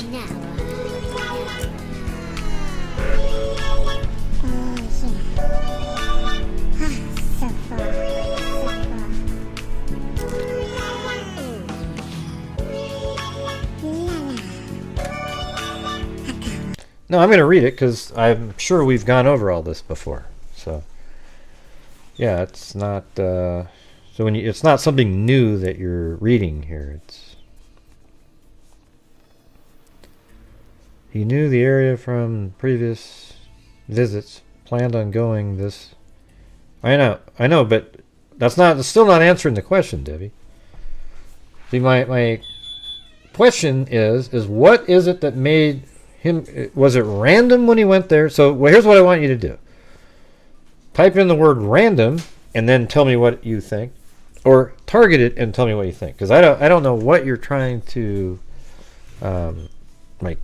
tell me with some of the comments that you're making, because when I read them I just go, yeah, that doesn't fit what I'm saying.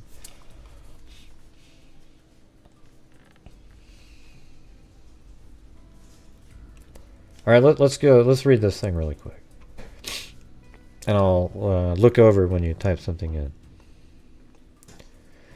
Murdered Delphi teenagers Liberty German and Abigail Williams were victims of a botched kidnapping plot hatched by members of a local pedophile ring. Who wrote this thing? Is this even a real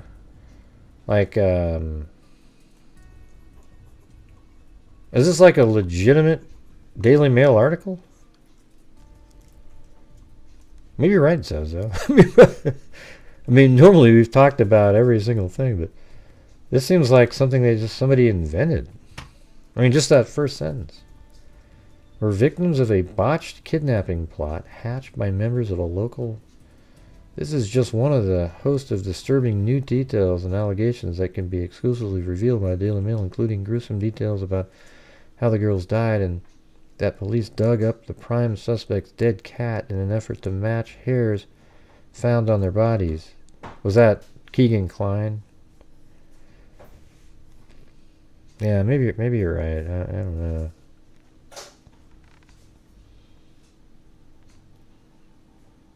Okay, that was Richard Allen's cat. And that's weird too, because they were asking Keegan about pet hair. You remember that? So maybe they're now comparing it to his.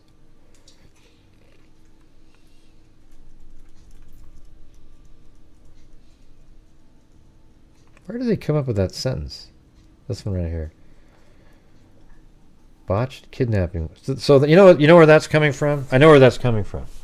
That's coming from the Ron Logan crazy wackos out there. Well, no, when you say how can they do that, it's bogus, Zozo, this whole thing here. Not how can they do that, it's just, like, oh, they're not revealing any stuff. This stuff right here, this is the Ron Logan crazy theory stuff. Like, it was part of a kidnapping. Richard Allen was supposed to kidnap him. Things went wrong, and so he ended up killing them. And then he was supposed to take him over to Ron Logan's house, and it didn't pan out. So that's the theory by these crazy people out there. Haven't you guys heard that one before?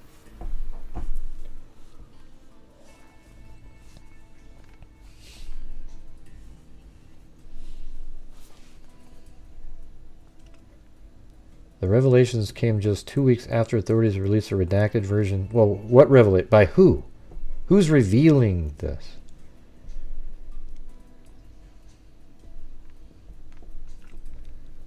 Sources told Daily Mail the girls met Keegan Kline online and he arranged to meet them that day, but didn't go. Instead, see, this is my theory right here. Okay? Not the kidnapping, but instead, Richard Allen was sent out there. But this says instead he set them up to be kidnapped for the porn ring. During one of several police interviews reviewed by Daily Mail, Kline admitted to soliciting underage girls. Yeah, we saw that. But see, this stuff here isn't out there. And this is the Daily Mail, so this is the kind of crap you sort of wonder how they get away with that. And when I say that, I mean because it's not even accurate.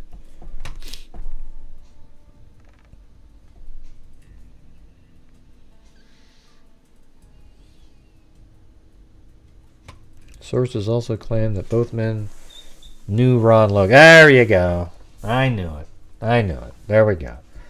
The source claims that Kline, from whose devices police reviewed a slew of child pornography, knows Allen, and that the men met when both lived in Peru, roughly 40 miles northwest of Delphi. The source also claimed that both men knew Ron Logan. Let's see. You know what the source is? The guy that wrote the book. It's from December, Amber, this year. I mean, last year, I guess. An FBI search warrant served on Logan's home and property. See, didn't I call this or what? I knew that was the Ron Logan crap. Both men knew Ron Logan, whom police first pegged as a suspect in the killing after the girl's body. So what if it's Keegan Kline's dad, Ron Logan, Richard Allen? Yeah, that's what they're saying.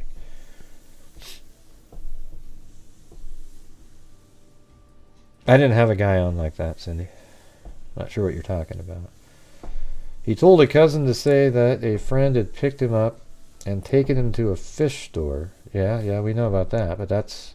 See, this what this is right here, you guys, is the author that wrote the book on Ron Logan.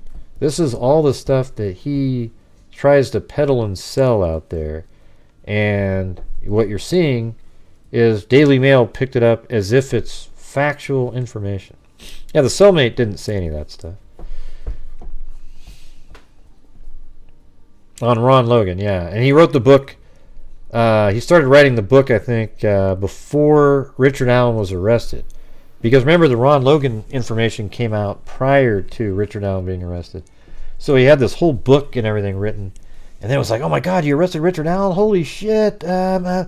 He also believes that Ron Logan is the guy on the bridge. Okay? So that should tell you something. Yeah, let's see. Without that, Allen's attorneys are feeding this bullshit to Daily Mail.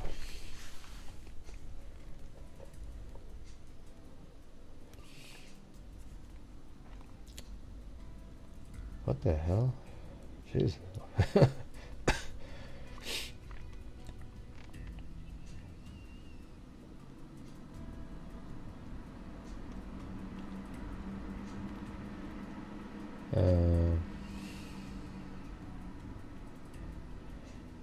They said, according to the source, investigators believe that the plan had been for Allen to kidnap the girls and bring them to Logan's home. See, didn't I just tell you this a minute ago? This is exactly what I just told you. Where he and allegedly Kline would assault them. The girls were supposed to be kidnapped for a sex ring, but something went wrong and he knifed and... I mean, who wrote this thing? It's so sort of, almost... forget it. Police have been tight-lipped about the girl's cause of death. Now Daily Mail has been told that the murder weapon was a knife. Well, we already knew that. It wasn't. You weren't told that it was in a couple different affidavits out there. Speaking well ahead of the probable cause affidavit release, the source revealed that the girls were killed near the river. Ooh, wow, we didn't know that. Thank you. But then moved and posed naked under a tree. Yeah, it was still near the river. The FBI search warrant served on Logan's home, and that's not actually true. They weren't both naked. So, yeah, I don't know, you guys. This article is just some... what it is the crazy writings of Daily Mail believing a wacko on the internet that wrote a book. And they sure as hell need to sell that book, so you might as well just... So look at that, you guys. We are only $29 short currently of getting to the daily goal. The day crew got there. So let's see. Oh, really? You got the new one, AC? I just had that in April. Yeah, it's weird how you can't taste a damn thing. I mean, there isn't even the slightest anything. Yeah, we're still short, yeah. Yeah. You always tell me to be patient, but... that's been watching Sopranos reruns, hence the... Well, I'm late to the party, but mile marker 5 is... Yeah, don't worry about it. That's annoying. We're way past any of that. Let's see. Can we borrow from the day earnings? No, you cannot. Let's see.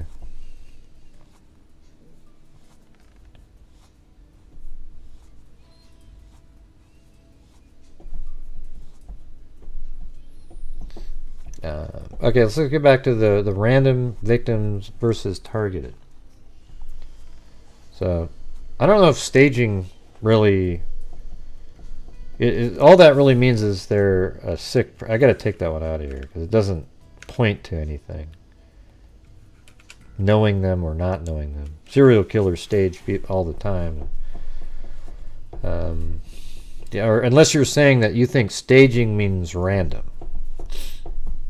Because I think that would point to random a little bit more, because if it was targeted and part of something else, I don't know if they'd have that sort of diabolical, oh, I had to accidentally... So here's the thing, that article we just read, where it said that something went wrong and he killed him, why did he stage the scene then?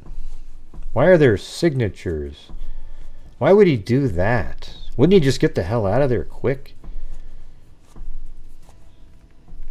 I actually think that there might not be any staging going on.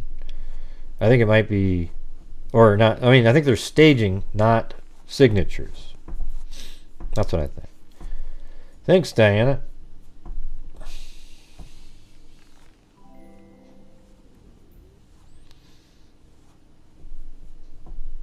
Ding, ding, ding, ding, ding.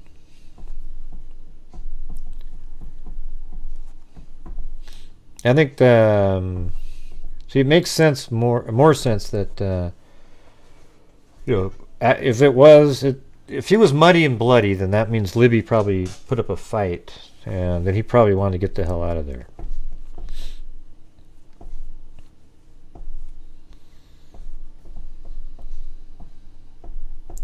But the whole... I mean, here's the thing. This is what I know, is Richard Allen is the bridge guy. These people that thought it was Ron Logan are now trying to weave that into their theory, even though they had always said Ron Logan is the guy on the bridge. Every one of them.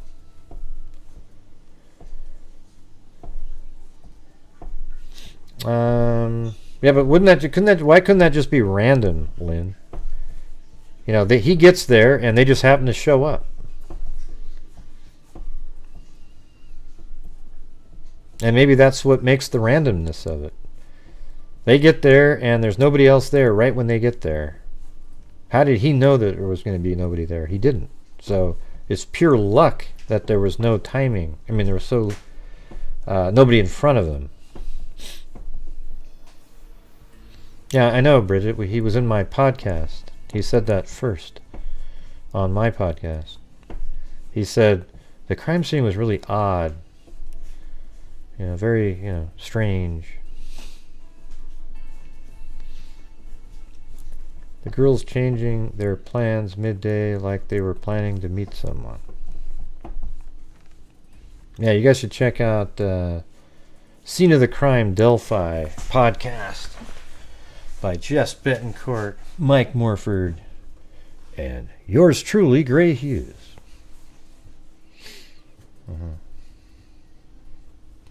Again, but it's not relevant to if it was targeted or random.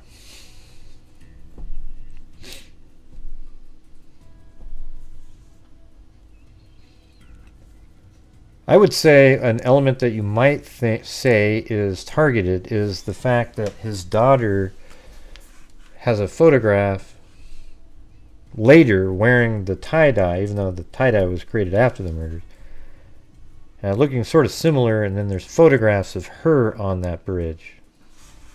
So I'm going to say targeted, like family similarity, or physical family member, similar characteristics.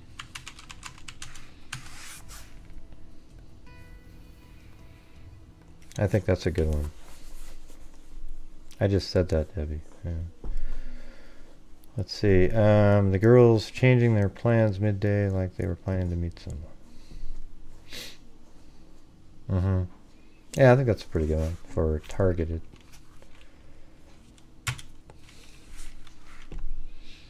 I'll do the part where say girls passed on ride from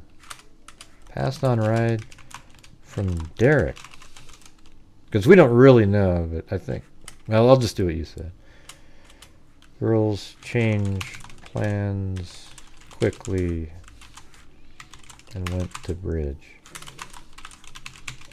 to meet just went to bridge. We don't know what their plans were or anything like that.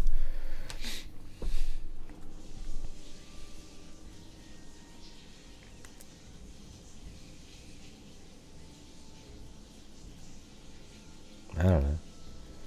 Thank you, Sandra E. Graham.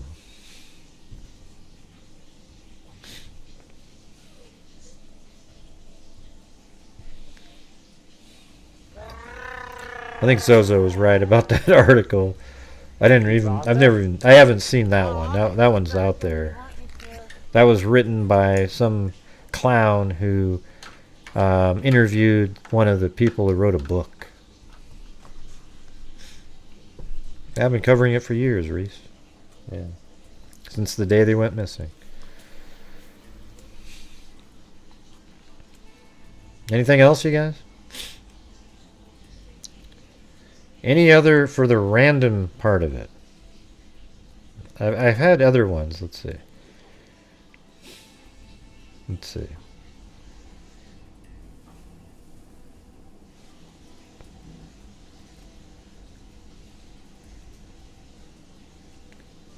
Was something he usually did. We don't know if he ever went to that bridge before, Lynn. You believe he did because somebody said he did. We have no idea if he'd ever been there before. No clue. Could the girls have gotten to the place KK was supposed to meet? You think she was supposed to? I mean, some people say that maybe he was supposed to meet them on the other side of the bridge. Now, after the fact. Yeah. From the bridge they were on. Maybe it's true, right? I'm just saying, Lynn. Isn't that true? Like, we don't know if he's would go there all the time. That's what his lawyer said he did. I mean, of course, that's a tactic,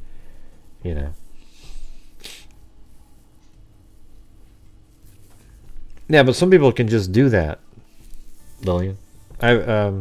Beth Baba, one of the moderators, she's rarely ever here, but she She's on that bridge, and she just basically almost could run across it first time.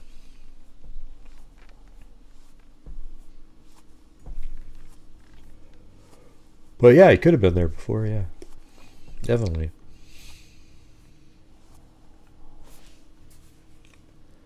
So what else? Yeah, we're not doing the shots yet. Keegan Kline isn't part of this conversation. That's what I'm saying. We don't know what she said, he said either. We've never got to see the conversations. Yeah, well, yours would be, but some people's wouldn't be, and I wouldn't want to go in there. I'm not a big fan of that kind of heights like that. Yeah, it is harder because it has to be specifically like, wow, what points to it being targeted? So far we have the 3 girls said he looked like he was on a mission, right? Like when he got there, he knew what he was going to be doing. That is one.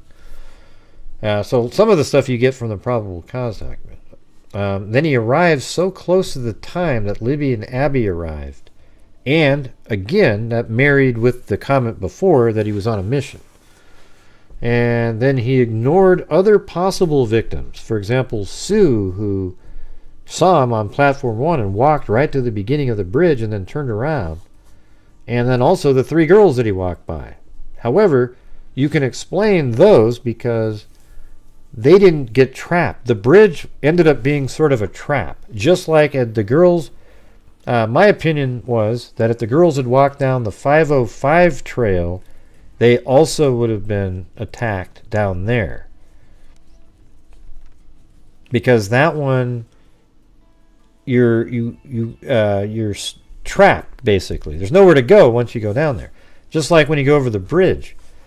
So the Sue, the individual I call Sue, when she got to the bridge, she turned around before going over the bridge, and then therefore she can't be trapped. The 3 girls were too far over by the Freedom Bridge and heading in the wrong direction. So you can explain those away tactically why he didn't attack both of them, but Abby and Libby went into the trap, basically. You get it? I don't know what you're saying, Karen. I have no idea what you're saying there. Sorry. You're confusing me. I'm confused. Everyone else is talking about. What?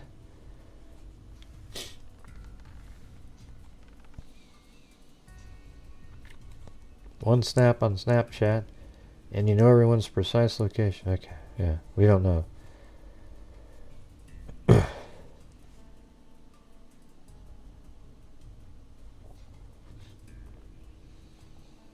Now, so did your shingle shots help you out, Lillian? Like it went away pretty quick?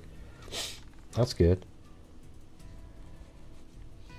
Well, we don't know if he did, Cindy. And, maybe it just doesn't work that day. I would think he would likely have taken the day off to do something like that. Or he had it off already.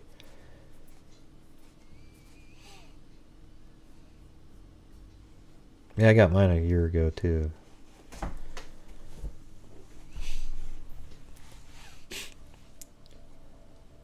But anyways, can we get back to this? Yeah, it is harder than you would think. We haven't talked about any of the, So, that's just Richard Allen all by himself.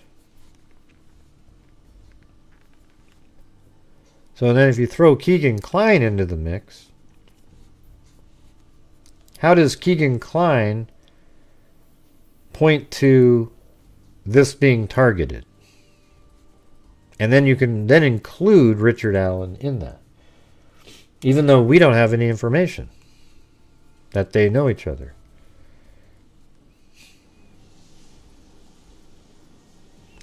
I don't think it's hard to do. You just have to, once you think of something, go, yep, nope, can't do that. We up on above you, we have ones that are exactly that. Yeah, so Keegan Kline, was supposed to meet the girls at the bridge. Keegan Kline So this will be, like, now it's like Klein stuff below that. Keegan Klein was supposed to meet the girls at the bridge. And then he would say something like, I mean, that's, I guess at that point you can't really just automatically link Richard Allen, even though to me it's almost like, how could it not be? I think Richard Allen was a proxy for Keegan Klein. Like, they used the Anthony Schatz profile to lure Abby and Libby out there, and Richard Allen knew they were going to be there, and he went there. And then I think Keegan Klein was aware of it, and because, again, see, it's interesting that he looked up the Marathon gas station. And that's probably what those other people that have that big, huge story about the pedophile ring and Ron Logan and everybody. You know what's interesting now when you think back to is like the Garrett Kurtz individual, When you go back to Garrett Kurtz, you think, like, that's weird, He'd actually been on Ron Logan's property before over there, Is there really a pedophile ring? Who the hell knows, right? I mean, I know there's a ring, but is it associated with Libby and Abby? I think it is. I think the pedophile ring. Now, here's something that points away to Richard Allen being on his own, is that law enforcement interviewed Keegan Klein, had extensive talks with him, and it appeared, based on timing, that his conversations led to Richard Allen, and yet he still got a 40-year sentence. That's weird. And it's almost like he didn't give them all they wanted, so are they still leaning on him, saying, hey, we'll give you a parole in 10 if you give us the information? If not, you're going to serve the hard 40. Or whatever the hell it was, But that is a piece of information that's a little bit, opposite. You would think you would have got a really great deal because it led to Richard Allen. But it could be that he didn't cut a deal yet, but he gave him enough information to be like, and then it led back to Richard Allen. I'm just having a hard time believing that just 2 weeks after they'd searched a river for a month, they must have absolutely believed Keegan Klein when he said there was something in that water, and they might have even found something early in there to keep them going, because they were looking in that water for like 3 weeks. Remember that? Every day. Walking around, looking. Seems like they would have given up on that a lot sooner if they didn't really, truly believe something. And it could just be, and then Doug Carter and Jerry Holman were at the sentencing for Keegan Klein. And if he had nothing to do with it, wouldn't they have just sort of washed their hands of him? Or were they just so angry, and he's connected in some way because he was communicating with Libby, that they're angry? But I don't know, man. There's just more to it. That's true, yeah. They were trying to figure out, like, the velocity, if you were driving by, if you threw the knife off, where would it have landed, etc.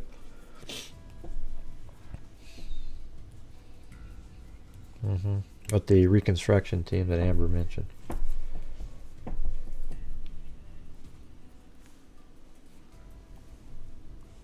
Oh, man. Cindy gave me low energy. All right, you guys, look at that. 1473 left.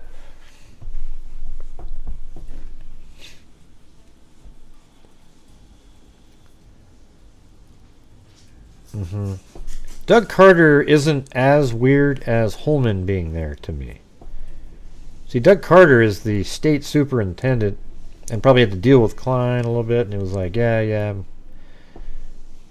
But Jerry Holman is basically the Delphi head, you know.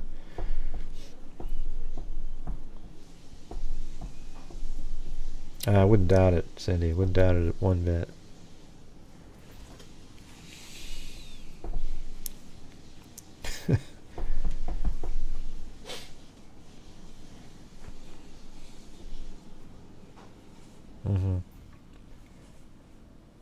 Well, that's a ridiculous comment, Marlene. Yeah. There's a lot of predators that get taken off the streets in Indiana. So why were those two huge, high-profile people at Kagan Klein's sentencing? I know what you meant, Marlene. That was a ludicrous comment. Yeah. Let's see. Hey, Papa Q. Thank you. Let's see. But it's not even the same town. It's Delphi, and then Peru, Indiana's like 25, 30 miles away.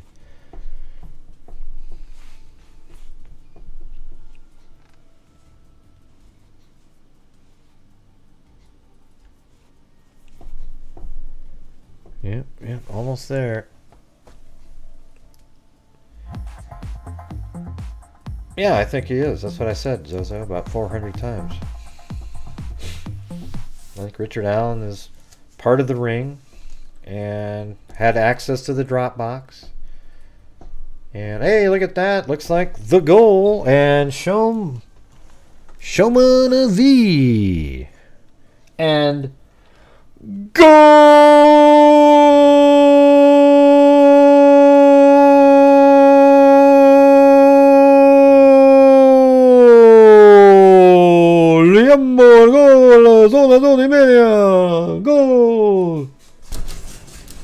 Hey, Gray, that was pretty good. Let me try.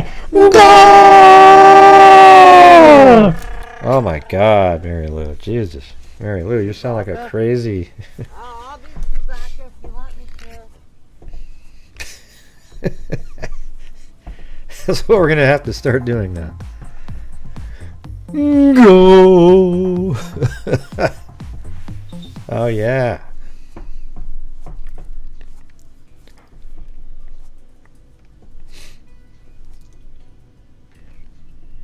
Yeah. Let me just see if I can. I'm going to sit back here and I'm going to do my Delphi spiel. Just got to try to remember stuff. Yeah, that's right. Catching the tail end. So the girls were murdered on the 13th of February 2017. Then 12 days later, the FBI and Indiana State Police raided, or did a search warrant at Kagan Klein's residence because they had observed that an online profile was communicating with Libby, or at least he liked a comment. So they looked at it and they checked out the IP address, and it led straight over to Tony Klein's house where Kagan Klein lived. And when they got there, they seized a whole bunch of communication devices that were just absolutely jam-packed with pornography, etc. And they went there and they asked him, they were asking him questions. He gave over all of his phones except for the phone that he was using during the time of the murders, including a Samsung phone that was factory reset while it was in Las Vegas. Except he had just got back from Las Vegas, and he said he found the phone on a taxi cab. Okay, so keep that in mind. So then they were asking him questions on the Abby and Libby case down at the station during in a polygraph test, and he said that he claims he passed the test or whatever.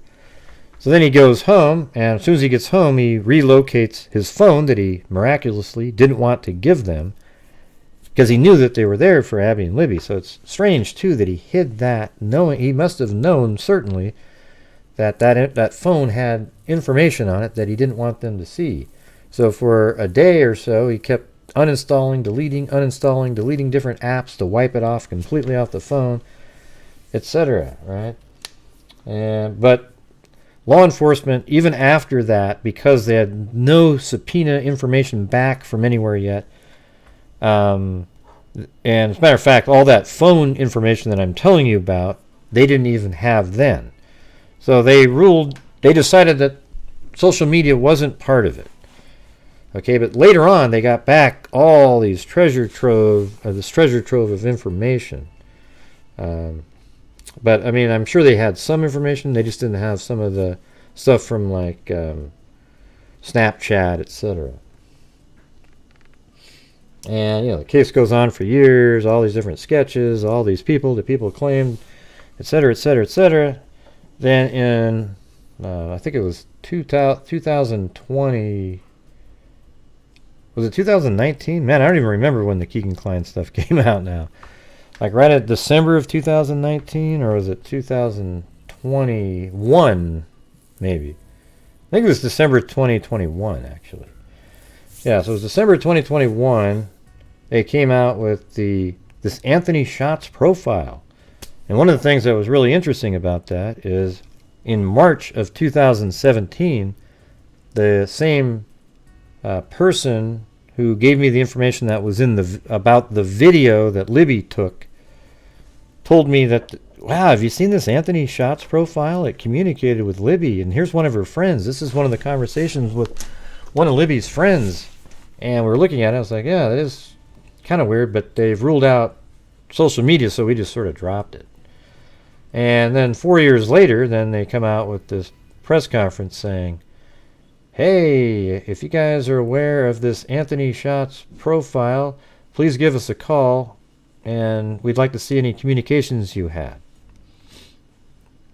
And Anthony Shots profile was this really, sort of hot fireman guy, whatever. And apparently, it turns out that Libby was communicating fully with this person and was really into him and really interested. And this is an account created by Keegan Klein, and there was also an Emily Ann account. And the Emily Ann account's the account that's a little bit, it's the one that's the most interesting, because that account always tried to normalize these really young girls to be with somebody that's like 45, 50 years old, something like that. That's what that account was used for. Now, why would Keegan Klein do that with his Anthony Shots profile? I mean, or either ever, right? He's only like 30 or 28 or something. So for me, that account was used to try to hook up with some older person. Okay? And so that's interesting that existed. And, so things went on for a long time regarding the Anthony Shots profile information and stuff like that. And that's about the time where, the Murder Sheet podcast people came on, and they got lucky and got a hold of a really large document that had a whole bunch of, like, an interview with Keegan Klein in it, and the detectives were really pushing him to try to name his father as part of what he was doing. Like, they believed that his father was the one that was using the Emily Ann account, and the wording was different, etc., etc. So that part was interesting. And, they also came up with, some of the past of Keegan's dad, Tony Klein, and some of the violent incidents he had with his own children, or stepchildren, I guess. And so that was interesting. And then, we also learned that right after the murders, there was this incident where one of the, I think it was Emily Ann or the Anthony Shots profile, was asking one of the people that Keegan already knew about where they lived. And then a masked person showed up at that person's home, which is strange because Keegan wouldn't have needed to have the name of, or have the address, because he already knew this person, right? Right. So there's that. And then I think it was in 2022 in like late summer, we get this word that Kegan Kline has been removed from the jail that he's in and taken to an off-site facility, and it's near Peru. It's at a jail there, and apparently all these federal agencies came in and talked to him. And by the way, Kegan Kline, when they did the investigation, his IP address, led to a Dropbox account that led to one of the largest pedophile rings in Indiana state history. Okay, so that's a real thing. He has a Dropbox account, and apparently it led to a large pedophile ring. So who are the people that have connections to that ring? And who are they? And what is the ring for? Is it sort of a menu of sorts where people go, hey, look at this. I talked to this one girl. Look what she said. Oh, yeah, I got one. She's going to be over here at this park later today. Et cetera, et cetera, et cetera. Who knows, right? We don't know what's going on there. Yeah. So then, while he was at that facility, just after that, it seems like, they start searching the Wabash River right near. So if you go way over here like this, the Klines live right there, and they start searching in the river that you would drive over if you're heading back from Delphi. I mean, that's what's so amazing to me. Like, you're coming back, especially if you came back on sort of some side roads because you didn't want to be on the main ones. You'd come in and you drive in, and right here off of this bridge, they were searching for 3 weeks in this area for something. And then 2 weeks after they quit searching, they show up with a search warrant at Richard Allen's house right here. Okay? And then 2 weeks after that, Richard Allen is arrested for the murders of Abby and Libby. So the timing of that is absolutely like, really? And then they say they randomly came up with the name by revisiting the information. I actually think it's possible that they interviewed Kegan Kline so much and got a lot of sort of side information that they eventually were able to sort of figure something out of what he was saying.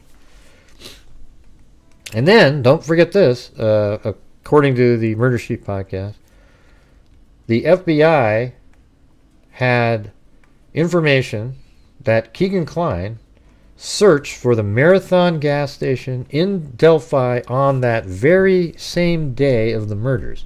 And look where the Marathon gas station is, right there. And Richard Allen lives right there. And this is how this day went. Let me show you this. The route there went like this. It drove this direction, up like this way like that, and then around, and then he came over here and parked because his car drives by this camera. And he parked here. But when he left, Richard Allen's car did not go by that camera again. So when he left, he went back this way, and then on Main Street like this, and then he would turn right here on Washington Street, and he drove right by the Marathon gas station, and then he would go right to his house. So then you ask yourself, why was Kegan Kline looking up the Marathon gas station right there? Was he going to meet them there? Was there something on that Samsung phone that Kegan Kline, just within a week or two after the murders, factory reset in Las Vegas? Was there something there? Did Kegan Kline drive by here and get something from Richard Allen, and then he went back this way and threw something in the river for Richard Allen, and Richard Allen himself just goes home, but he handed him, maybe, see, it's a theory that is probably not true, but it's not outlandish anymore once you realize what goes on here. That maybe there was a filming of what happened to the girls. The Samsung phone contained that information. Kegan Kline took that to Las Vegas, sold that video, and then he drove back. He factory reset the phone, gave it to police, and, like that. I mean, but it seems like police would have been able to recover a video like that unless he took the same steps, like, you know, well, he actually factory reset the phone. So there you go. That answers the question. So there you go. That's a theory. You know, there's always stuff that you can add to it and so forth, but that's the long and short story. Really crazy. I'd be absolutely shocked if Keegan Kline isn't connected in some way to the murders. But I mean, I wouldn't be horrendously shocked because I've seen other cases where crazy coincidences happen. But imagine the bad luck that you'd have to have on one particular day when you've been fooled by a catfishing account, somebody you were looking so forward to meeting, and you drop everything and go to the bridge, and you only don't get to meet that person. First of all, they don't exist, but you didn't get to meet that person because a random killer was there and killed you first. I mean, the odds of that are probably 1 in 65 octillion. Yeah.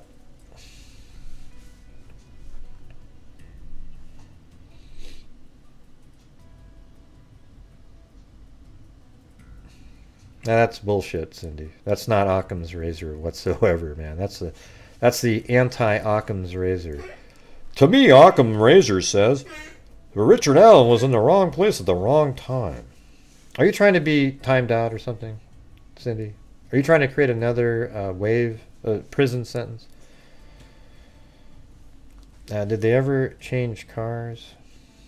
We have no idea, Zozo. I mean, we know what we know. Right? If you haven't heard it, then we don't know.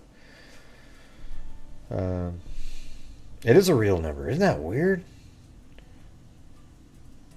Well, that's not what you said. That's not what you said, Cindy. And no, that's not the simplest explanation, actually, given the facts that we have. You said just Richard Allen, wrong place, wrong time.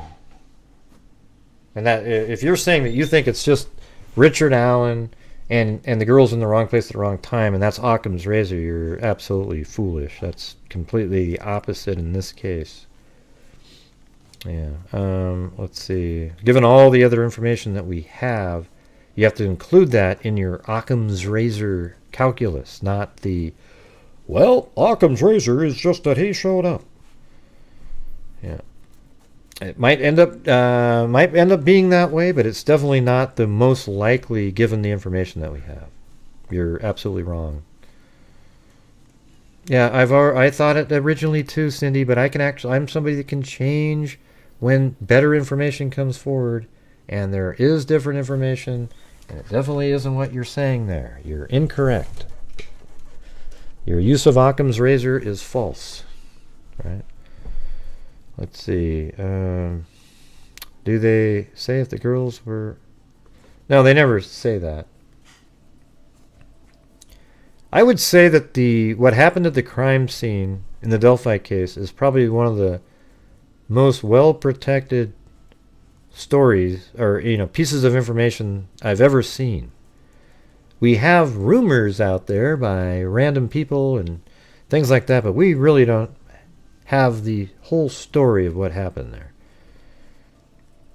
Occam's razor is the sort of the principle of taking in the facts. The simplest story is the most likely.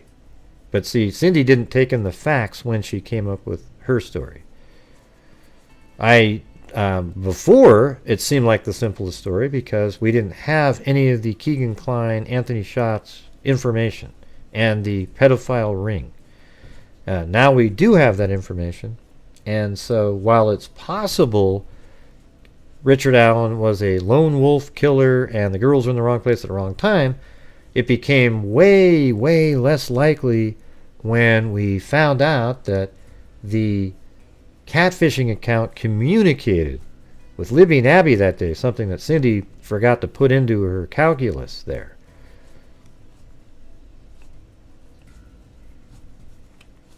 I bet you Mike has information, but Becky doesn't know. And,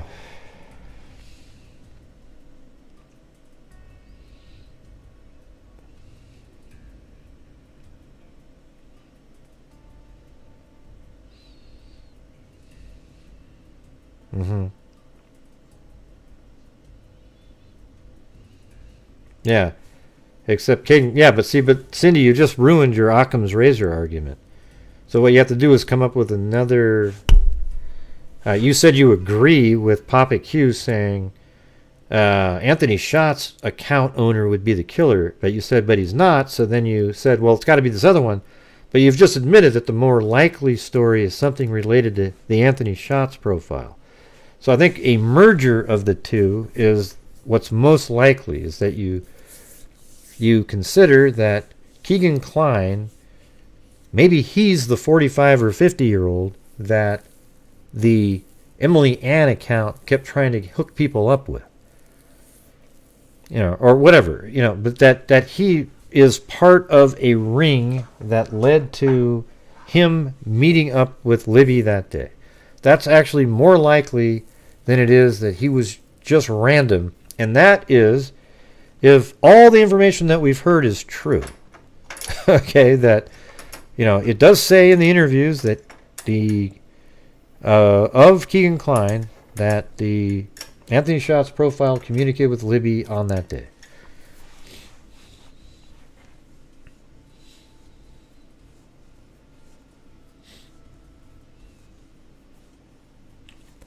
Yeah, he's admitted. Yeah. Well, that would suck. It would suck to. I mean, it'd be great for the family if they plead guilty, but for the true crime community, I think it'll make its way out at some point, maybe somewhere. Freedom of Information Act somewhere. I don't know, but they're also minors, so they might protect that information.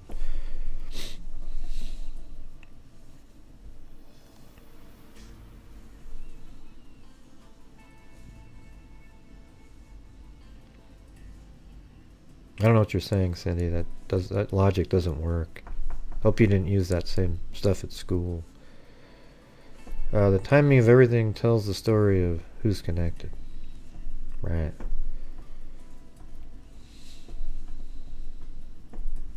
No, he met up with other people, Cindy. Remember? Keegan Kline? He's met up with other people. And the thing is, it's absolutely possible that it was just Richard Allen and was randomly there and killed him. It just seems less likely given the facts. That was my original theory for 4 years and I used to argue with people when they would say, oh, it's social media, because law enforcement and, Ives told me that no, there is absolutely, we couldn't find any connection to social media. Robert Ives. Yeah. So, anyways, I think that's going to do it, you guys. 2 hours and 59 minutes in the books. Got to the goal, at least. It's pretty good. And I hope you guys thought it was at least mildly interesting.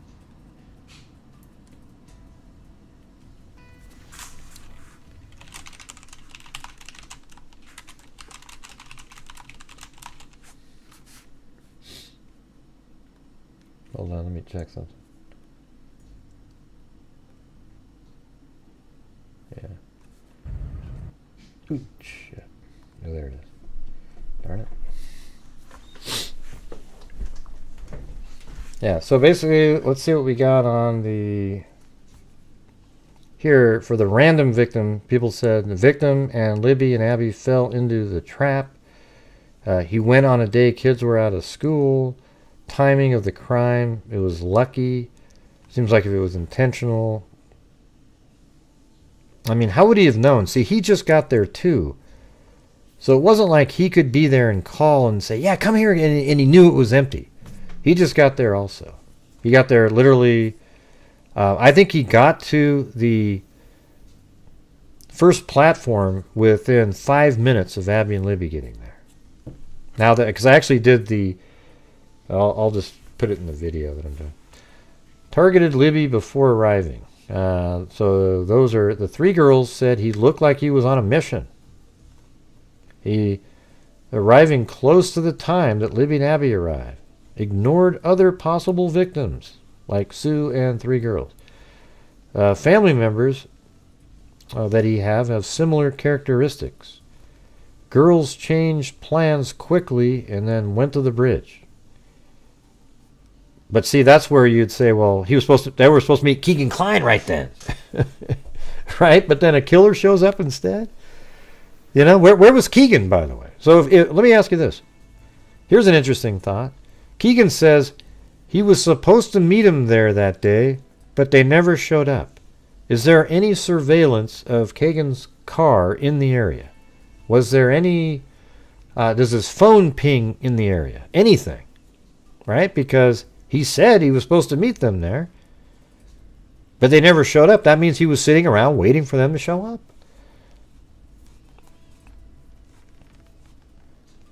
Keegan Kline was supposed to meet the girls at the bridge that day. That was one of the other ones. So this is when we started adding Keegan Kline in there. So Keegan Kline, the timing of the, I would say timing of Wabash search and arrest of Richard Allen. That's another thing that points to it being connected to Abby and Libby like that, targeted. What other elements in that realm do you think point to it?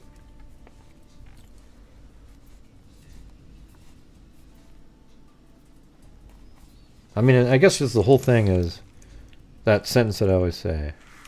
What are the odds that the catfishing account of Anthony Schatz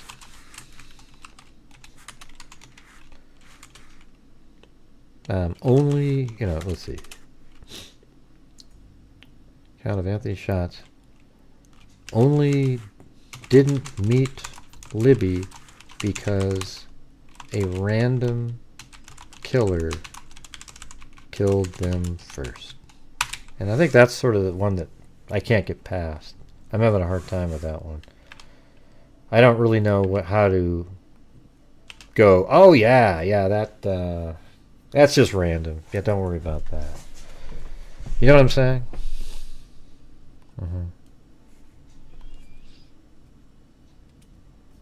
Yeah, I've said that, Cindy. You know that because I've told you that one. That's very low odds. That's even. It's not even as bad as this one, though. See, because those people, he just happened to talk to them. This is different. Okay. This is different. This is 2 nefarious sets of people that, just happen to be talking to the same person on the same day, and then one results in a murder. That's totally different than, just going into a store and randomly talking to somebody, and then they end up being murdered too. That's way less unlikely, or whatever. That's the term. So, anyways. Thank you guys for being here, and thank you to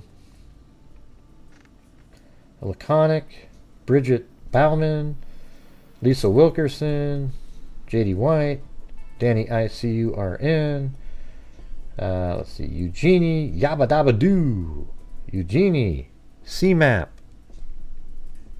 Danielle, Scottikin 385, Caligal 3, Caligal 3 again, Amber Maiden, Cindy J, Tactical Dragonfly, Lisa Wilkerson, Lisa Valenzuela, AC, Amanda Husauer, Amber Maiden, Cheryl Jones, AC, Carolina T, Turtle U Runner, JD White, Diana S, Sandra E. Graham, K Me, Papa Q, Shamona V, and Cheryl.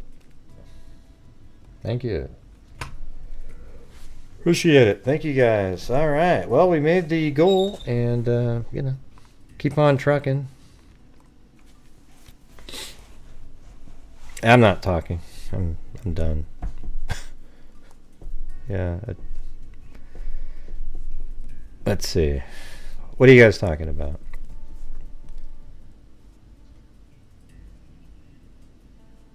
What do you mean, Cindy? It says it right in the document that he said he was going to be there, Cindy. Yeah. He said he was supposed to meet him that day. He must have missed that part. Let's see. I think that he is the one that directed Richard Allen to be there. That's what I think. I think that the pedophile, the Dropbox account, or somebody associated with it, let Richard Allen know that Libby and Abby were going to be there that day. Yeah, I'm going to do the day 3 tomorrow, Teresa. I speed it up, get rid of a bunch of crap, you know. Tomorrow it might not be as long, but you know, and I might, you know, I could be totally wrong. I just don't have, I can't think of, I go with what's more likely, and that's what's more likely in this case. Okay, when you put all that information together, it's more likely because of just, it's too many coincidences to have it not be what it is. Okay, now like I said, it might not be, but wow.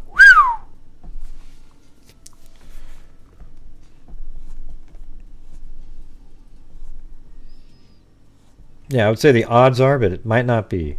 And I'm not trying to play wishy-washy. I can just see that I'd be stunned if it wasn't, but it is possible that they're not connected. Okay. It's just wow. I mean, I think most people with a rational mind can see that, you know. So if it turns out that he is a lone killer, it'll just be that was my original thought a long time ago, and the whole Keegan Kline stuff was just a crazy coincidental smoke and mirror saga, you know, just unbelievable.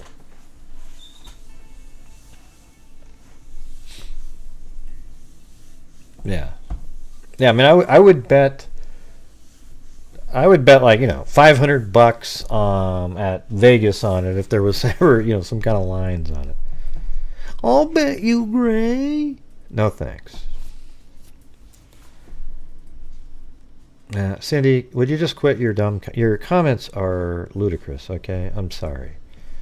It just shows you that you're not really, you don't have the logical, just like you did in some of the other cases, like Debbie Collier, etc., etc. If not connected, 500 to my channel if it's not connected. Wow, that's crazy. It would be a big fat red herring if it isn't true. Sure. Okay, bye. Hey, wait, hold on. Before you leave, let me play your sound effect. Okay, bye. There you go, Cindy. Okay, bye. Okay, bye. Bitch, please.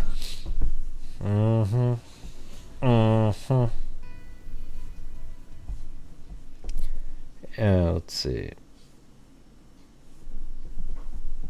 Okay, bye. Okay, bye. That's all Cindy keeps saying. She wants to sort of own that Richard Allen's going to be a lone killer. But everybody has thought that at one point or another. It's just now the odds are less likely that. But she wants to be, no, it's not. And see, like, here's the thing. This is what Cindy would do. If it turns out that he was a lone killer, see, I knew it was more likely. And it's like, no, it wasn't. That's the whole thing. Yeah. Dude. Oh my god, awkward. Drama. This lady here should have her own sound effects section. Drama. This one. This is actually a friend of Ada's that does these. Isn't this great? Listen to this. Listen. Drama. And Dude. she does that one. And Bitch, please. That one too. She does all those. I wish I had more. I mean, she's good at those. Dude. Yeah, dude, bitch please, and Okay, bye. and that one.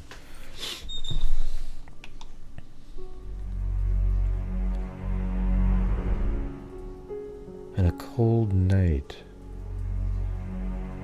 on September 4th, Cindy J came up with an astounding theory that Occam's razor points to Richard Allen, and Richard Allen alone. Tune in next Tuesday when we discuss Cindy J's. Never mind. I can't do it. How does what point to what? What are you talking about?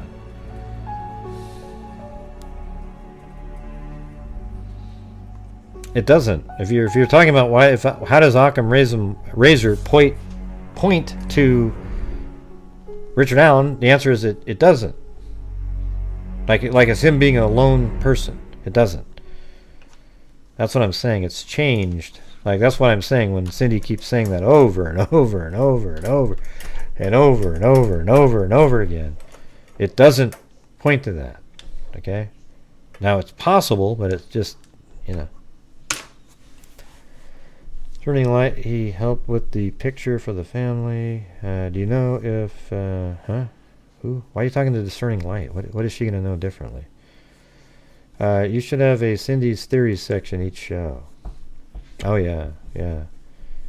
And get mired in something that's not going to take place. I remember when it all started with Cindy. It was... Let me play that again.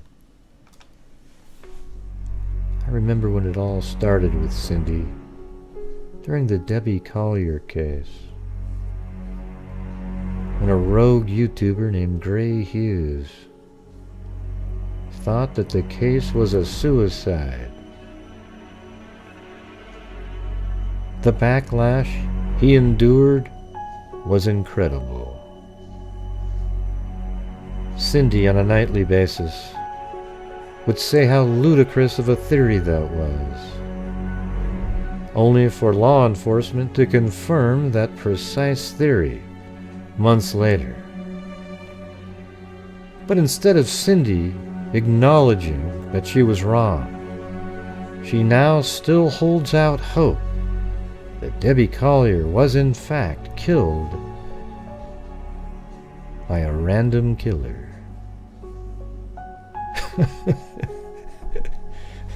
God, that was actually pretty good. We're going to have to clip that one. What do you guys think of that?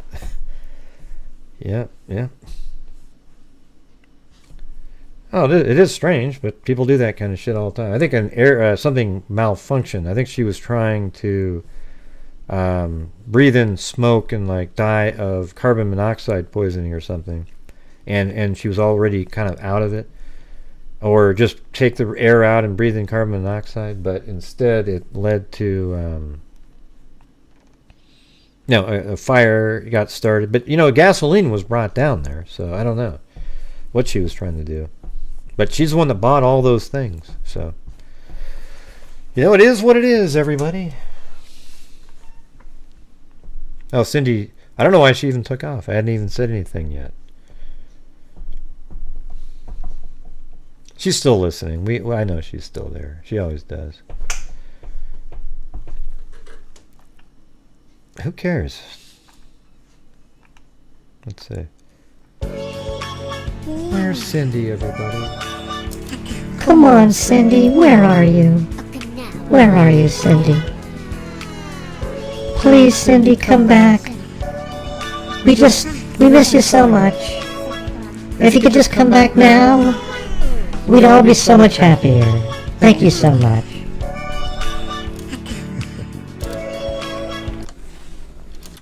All right, anyways, thanks everybody for being here. We'll see you guys tomorrow for the day 3 of the crazy sex therapist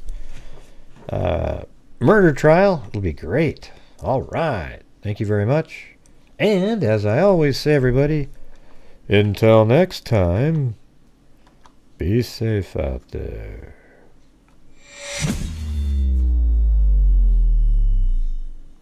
And where is it? And 1 and 2. I can't find my... There it is. Yeah, I've been doing this true crime thing for quite a while now. And during this whole time, I have not seen one person that is a crime dissector, plug rejector. I'm a certified human lie detector. Gonna get ya on a stretcher if you try and play me like an old projector. Crime sector is my nectar. Professor Grader's gonna give another lecture. Crime collector, freak connector, and I'm always gonna be a pup protector. Fool deflector, interceptor, and I'm meaner than a specter with a vector on his pector. With all respect, y'all, just remember I've a temper fucking check ya. I have no agenda, I'm no pretender, and I'll serve it to you straight without the blender. And in the end, I'm gonna send ya on a mission to reveal the true offender. Yeah. Good night, everybody. Jay. Yeah, good night, everybody.